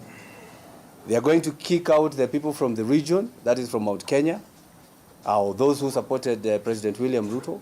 And when they do that, this will be taken by ODM. And let nobody lie to you. ODM is in government. Odinga's allies turned rivals in the Azimio coalition after he joined the broad-based government led by Jubilee Secretary General Jeremiah Kioni, who want Odinga to rejoin the opposition and reject the Prime Minister's seat being dangled by the Ruto camp. So this cherry picking is they may want to use NADCO report to manage the country now that they are in disarray.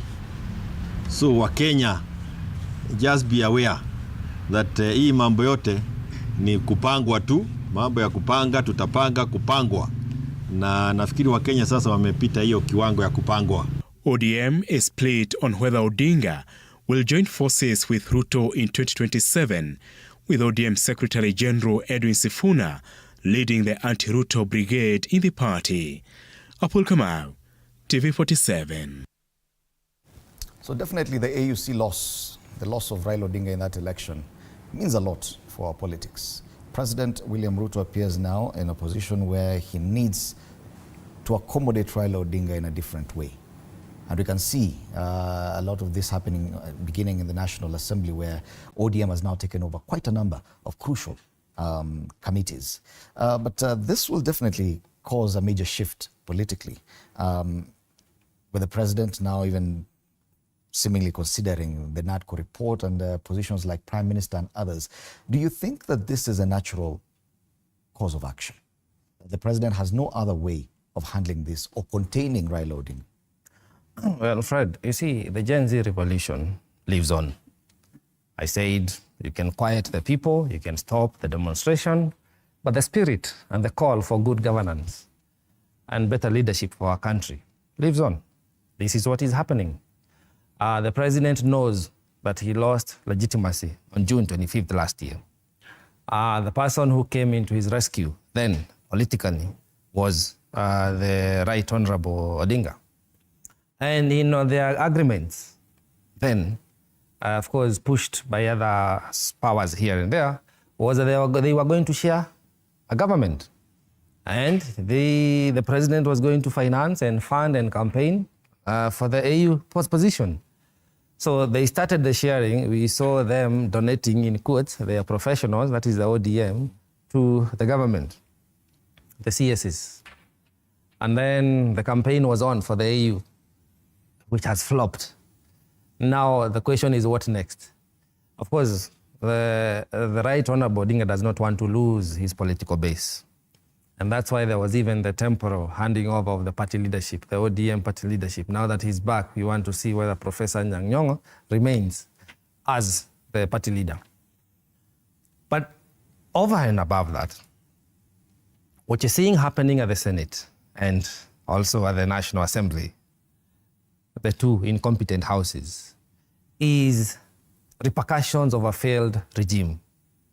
Because when you are not able to run a legislative arm of the government because it is soiled by political interference and interference from the executive, then you have no choice but to try and align with people at the time. Now, this is where you ask whether it is a natural cause of effect. It is. You have no choice but to align with people whom we feel can help you save the day. The president has no choice than going to not just bed, but even in the kitchen, allowing the whole ODM to move in. ODM... We might see a new deputy president. Exactly. Because ODM is known. And they seem, and you can actually see the excitement among the rank and file in ODM, that now they're in a much better position than they were before to occupy more seats, not just in cabinet, in the National Assembly. And it looks like they will demand more and more now that the president appears very eager to cede ground. Do you see a risk there for President William Ruto, that he may end up giving too much to ODM? You know, one thing, Fred, is there is no risk. Politics in Kenya is a game. You toss coins and you see how you're going to win. Okay? And now we are in a game. We played a game previously with the previous people who were our partners. We got into the government and they played their self-interest, told them we cannot work together. They were kicked out. Today we have another partner and they are bitter. And you know, if you want, you know, the same people on the other hand think that the Raila is not a good person for us to partner. And they think that it is not right for this government to give Raila team positions in the government and in the cabinet. Yet for them, they're here heading to meet Kalonzo. They're going to meet Eugene Wamalwa. Why are you meeting them? Why don't you stand on your own? Why do you need them to fight the current regime? And you don't want the current regime to gather the friends to work with. And you still want us to give you position in the government. Yet you're fighting the same government. All we are saying is this. Today, Raila accepted. The fact that we talked to Raila, or President Ruto talked to Raila Odinga, and he accepted, then he becomes a friend. You get it? Rigiji has been on record that he refused to follow what the president said. So then you stop being a friend. The other one has accepted to be a friend. So let them come with his team to the government. And that's what is happening today. And all leadership and committee is going to be changed. These guys have cried. They've said Ruto is going home 2027. Why do they still need position? Let them go and form a party and begin campaigning against Ruto.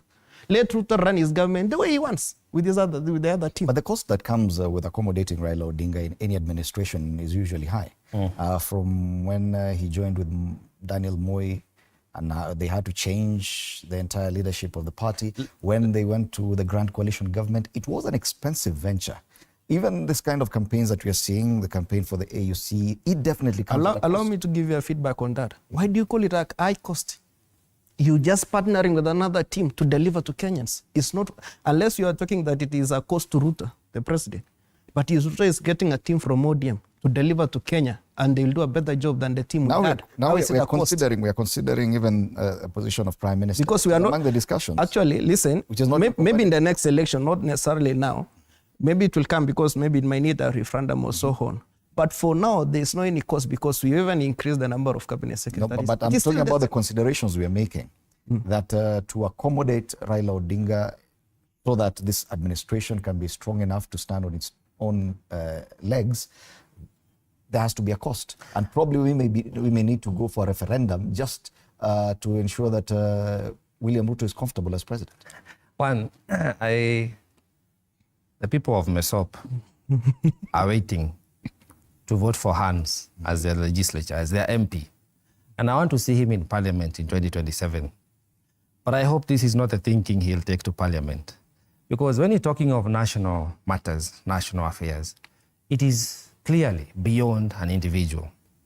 And we cannot bastardize a national conversation and say that it's a game, we flip coins, we have partners today and then we change other ones too. That's why we have laws. That's why we have a constitution. Because if we did everything we wanted, Hans would do a good job, perhaps as a president or as an MP.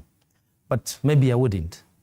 So to regulate that, we need laws, we need orders, we need a constitution.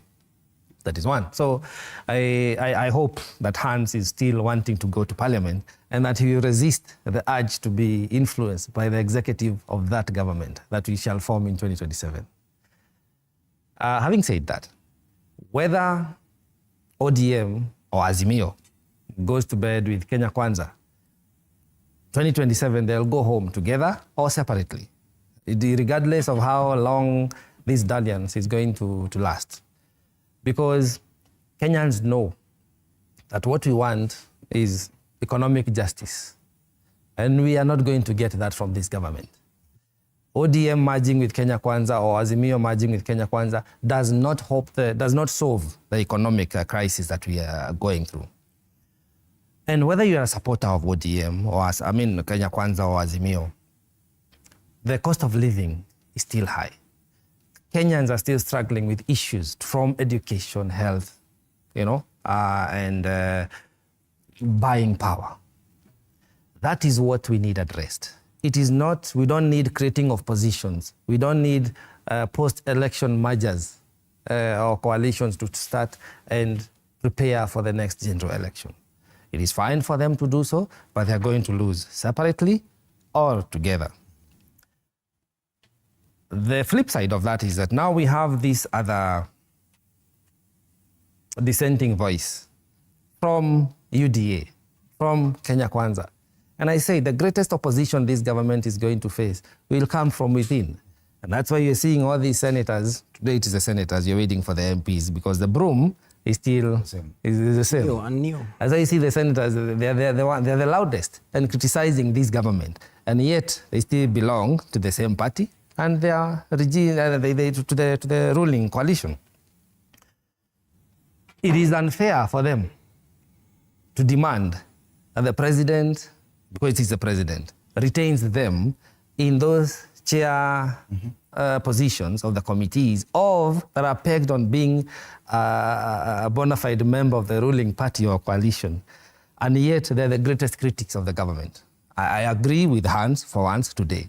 That should not be the case. Okay. If I'm not agreeing with you, Fred, then there are some privileges I'm supposed not to have. Okay. Secondly, it is unfortunate, very, very unfortunate, and it would be even a political crime to try and paint the former deputy president as a spokesperson of Mount Kenya. That is far from it. Whatever he's doing is warming up his own personal political career, but he's not speaking for the mountain. He's not speaking for the central region. Okay. He has because if he had influence, then his party would be in parliament and having members and Senate. I'm still interested in ODM's involvement in this role. Do you see a risk for ODM as a party? Because ODM has always, according to the ODM DNA, they've always been on the side of the people. Right now we are seeing, when it comes to the budget-making process, the head of the treasury is from ODM. The kind of committees they are taking and the excitement they have, they would be interested in even taking over the Budget and Appropriations Committee. Matters budgeting, ODM. Matters taxation, ODM. In carrying that burden for a party that has always been popular with fighting for the people, do you see a risk for ODM as a party? Yes. ODM has collapsed as a party. It is clearly fragmented. They're having their own internal wrangles. You look at it this way. They have a generation of party leaders that is quite elder or older than most.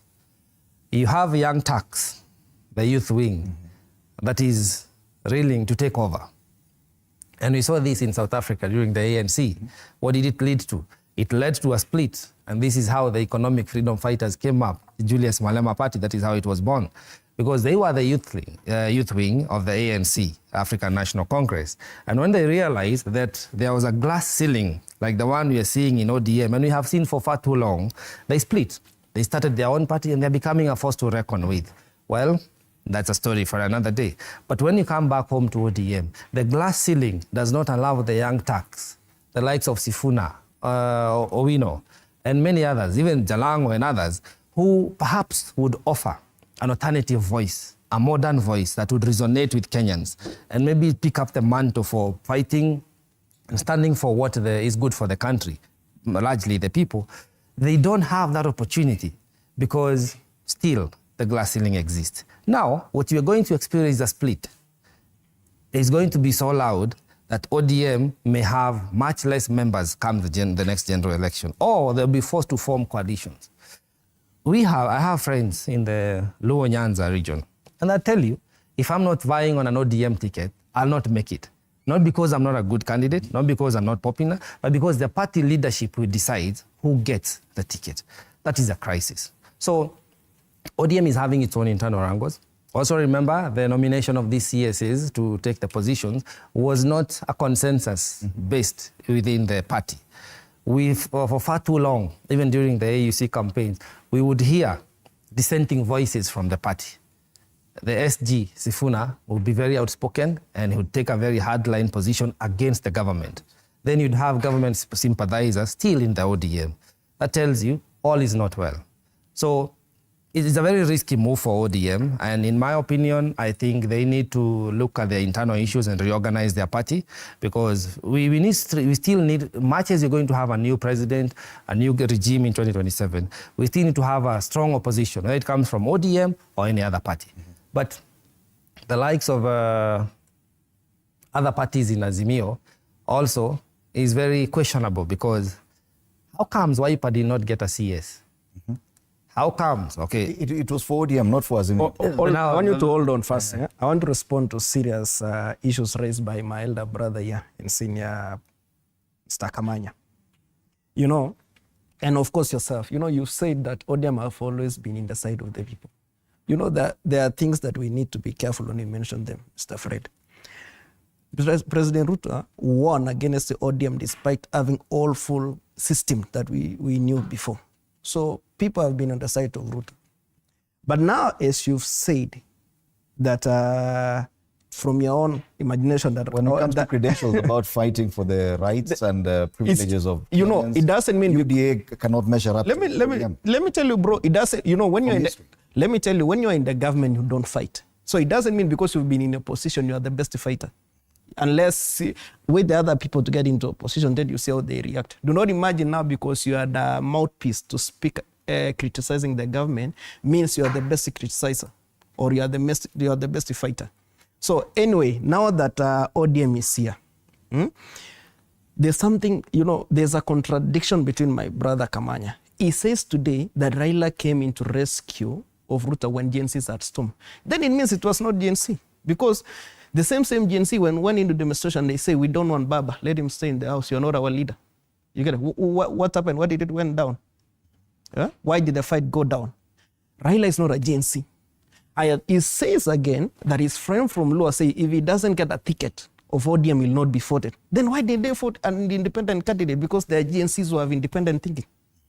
An independent voter who makes independent voting. Why should an ODM control your voting pattern? It tells you this, that GNC protection that was here before was funded. And I've said in this station before, and even to know the truth, the other day when Ruto appointed CSS, we saw GNCs protesting in Nyanza for goodwill and saying, now if you want to do any protest, do it in Nairobi. Here we support the government. Listen as well, if you go today to Mount Kenya, Rigiji is the spokesperson, leave alone what Kamanya is telling us today. Because any GNC who is a youth today has gone to the side of Rigiji from Mount Kenya. A GNC from Nyanza has gone to the side of Raila. A GNC from Mokambani is with Kalonzo. It is still tribal. These GNC protests that were happening in the recent past was funded. And you only need to fund just 10,000 people, and they will storm town to look like this, the whole Kenya that is in the street. Let's respond to that, Kamanya. Oh, I don't understand. Hans is raising some other issues that we were not even discussing. Well, first of all, Fred, I did not know that there was a funding formula. But if you fund 10,000, then the country is up and running on strikes. Anyway, On more important issues, Fred, whether what my SOP MP is saying is correct or not, the ones he's branding as Gen Zs that have joined people from various regions, they only have one hashtag. That is what he's not telling you, that Ruto must go. We saw it when when Baba lost. They were watching keenly. Everybody was watching in the streets, Nairobi, Kisumu, all over. And that was good because it encourages public participation, and people were able to see actually how the process goes. I liked that setup. That was good. But immediately he lost. The first round, they were hopeful. Second round, they were anxious. You could see the tempo building up. But soon after, what were they saying? Ruto must go. Just a few minutes.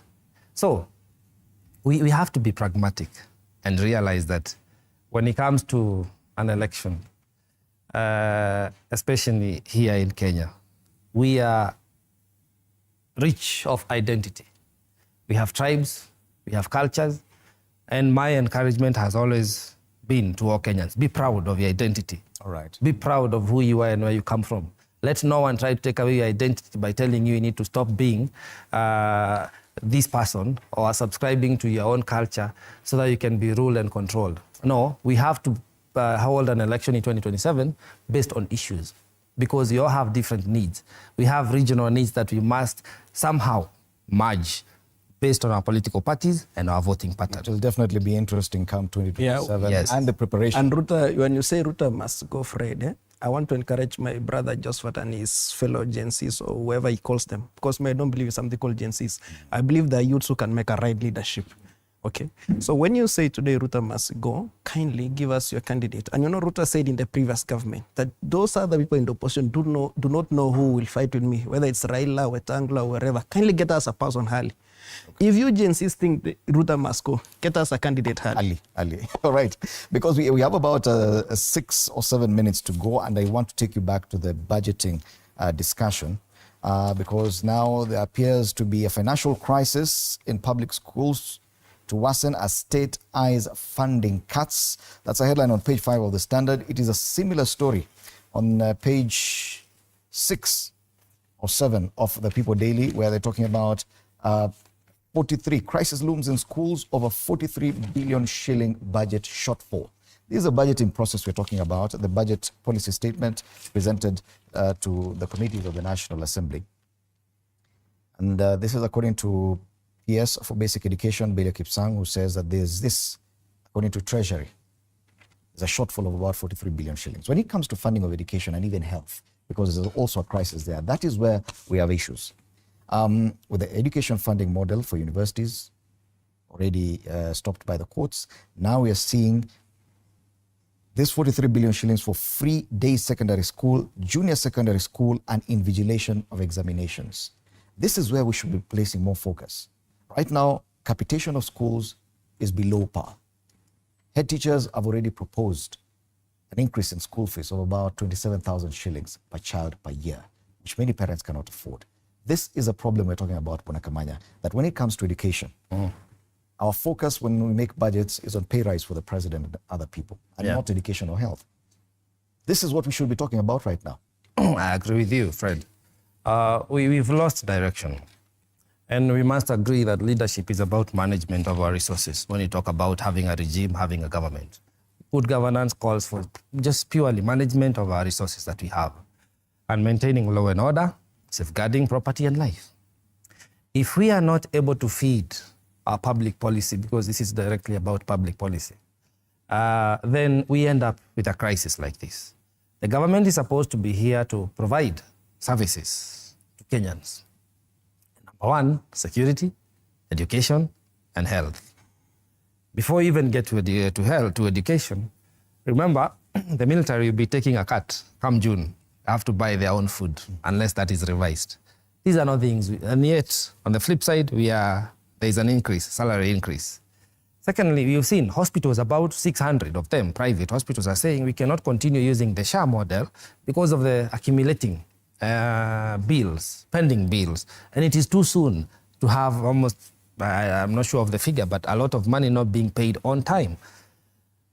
Then you have the education model. Initially, we had the higher education funding system that they had been proposed to replace HELB. It had to collapse because it was not working. Now, the junior secondary system came into play. We saw the government running the last couple of weeks of last month of the year, of last year, to construct classrooms. One, they are not sufficient yet. Two, why wait until the last minute? We knew that we had the CBC model for years now. For some years we have known. So there ought to have been sufficient preparation on how to transition our pupils, our students. That failed. But not the curriculum, it is the physical infrastructure around it. Now, here we are, capitation for the high schools. First, it was staggered. They were given a third, which was a reduction. And then it comes in delayed. I've seen students being sent away and told you have to pay the whole amount of your annual school fees on admission of the first term. That is what parents are struggling with now, and students are being sent home. Because if you're not able to pay, the school set tells you we don't have enough money to run the school. So what is a parent supposed to do? You know? Then on the other side, you have governors, MPs, MCAs, everybody, even the women rep, the GAF, giving bursaries. What for? My call has always been collapse the whole funding model of the education system and devolve it accordingly. Collapse it to a new model that offers free education. Because a lot of money gets lost in the management and when they're dispersing all these funds gradually. So my worry is that this could easily affect our education system. There have been threats that schools are going to grind to a halt over and over because of these funding issues. Now we're seeing, even with the budget-making process, we're already looking at a future of shortfall of 43 billion shillings. That's not a small amount. The whole debate last year, and unfortunately you say you do not recognize the Gen Z, but the whole debate was around the budget-making process and the issues that were there. The shortfall, the kind of taxation measures, especially in the finance bill. Don't you think that this is another risk that you're looking at, potentially, that could escalate to where it had escalated before last year? I want to trust God, and I believe that we are not going back there again, because it wasn't a good thing for the country. However, whether we agree or we do not agree, we shouldn't find ourselves in such a situation again. But you remember, you know, when we were discussing mothers about finance bill, we said, let us not just fight finance bill because you've heard that they have increased maybe a sanitary pad or so on. First, study the budget. What are the benefits that you're going to get from the budget? So that you see whatever you are being taxed, if it coincides, if it's equal to it, you get it. And that's why many people of us, there are people who speak for us. We do not speak for ourselves. We do not read the budget for ourselves. We do not read the finance bill for ourselves. Or we just pick one kind of an article or a tax that is there and we run it with it to the street. We don't take much in the location and want to know more about it. Because if you check the previous finance bill, was going to fund a good budget of the country. Remember, in the same budget, the government had placed 27% of its all total budget to education, funding with over 500 billion shillings. And I still remember mentioning it here. It was around 529 billion.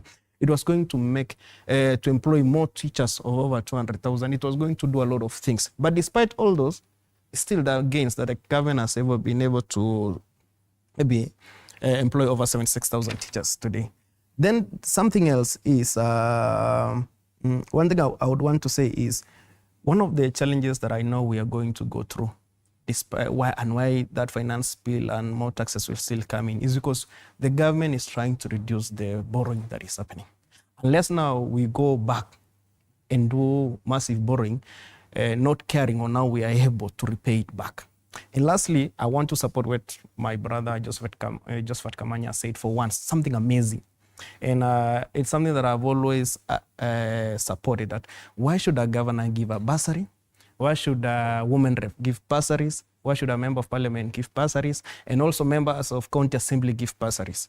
And I want to encourage the government today, and also the Minister of Education, that is find a way, or now you can get all this money, take it to the Ministry of Education and make the education fully free in the country, whereby every child would only have to get a uniform and go to school. And they are even provided with books and the other exercise books and all. Is it time that we have that national conversation on the entire funding model for not just basic education and higher education?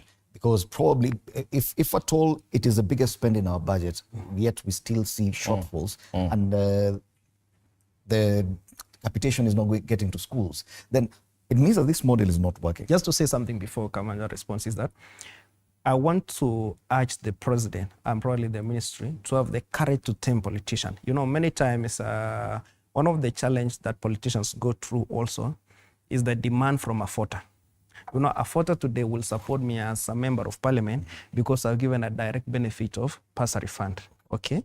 So there is a direct demand, there is a direct expectation from ground there, who do not access even this news that we are speaking about it today, who are not able even to access internet, they do not have even phones, some of us, or there's no boosters in their villages. So they are forced, they kind of trade their fought with what you give them as terms of fees. So when an MCA gives me, I say, oh, MCA, let me pay. But if there's a way we can tell politicians to be courageous enough and not use bursaries as a tool to win votes, so that we consolidate this all cash and give a fully funded education. Yes, and about just a minute, but the president must have seen that there is a crisis in the near future about funding for education. Hence, he came up with very radical proposals that appear not to be working. Should we as a nation decide, yes, education is expensive, let's break down everything and think of a proper model? I agree, Fred. It's about time we have proper scrutiny of our education system. And I've said we must do a unit cost of our education model. How much does it cost for a child to go through? Because I think, one, we overpay, because Kenyans still pay. We overpay, we over-budget, we over-allocate, but we under-deliver. So it's about time we have a proper scrutiny, specifically on this education model and our education system, so we can revise it and have better system that allows better provision of education services to our children. Because remember, building classrooms does not turn it into a laboratory. So a kid in Marsabit will not get the same experience with a kid in Isiolo or some other place, or Lamu or Kilifi. We need to standardize our education system so that it can be a proper equalizer. All right. Thank you so much, Josephat Kamanya and Hans Ropp, political analyst, and our panelists this morning on State of the Nation. As we take a look at the headlines this Friday on The Standard, the Butcher matters diplomacy. On The Star, Ruto, Kindiki and Supreme judges set for pay rise.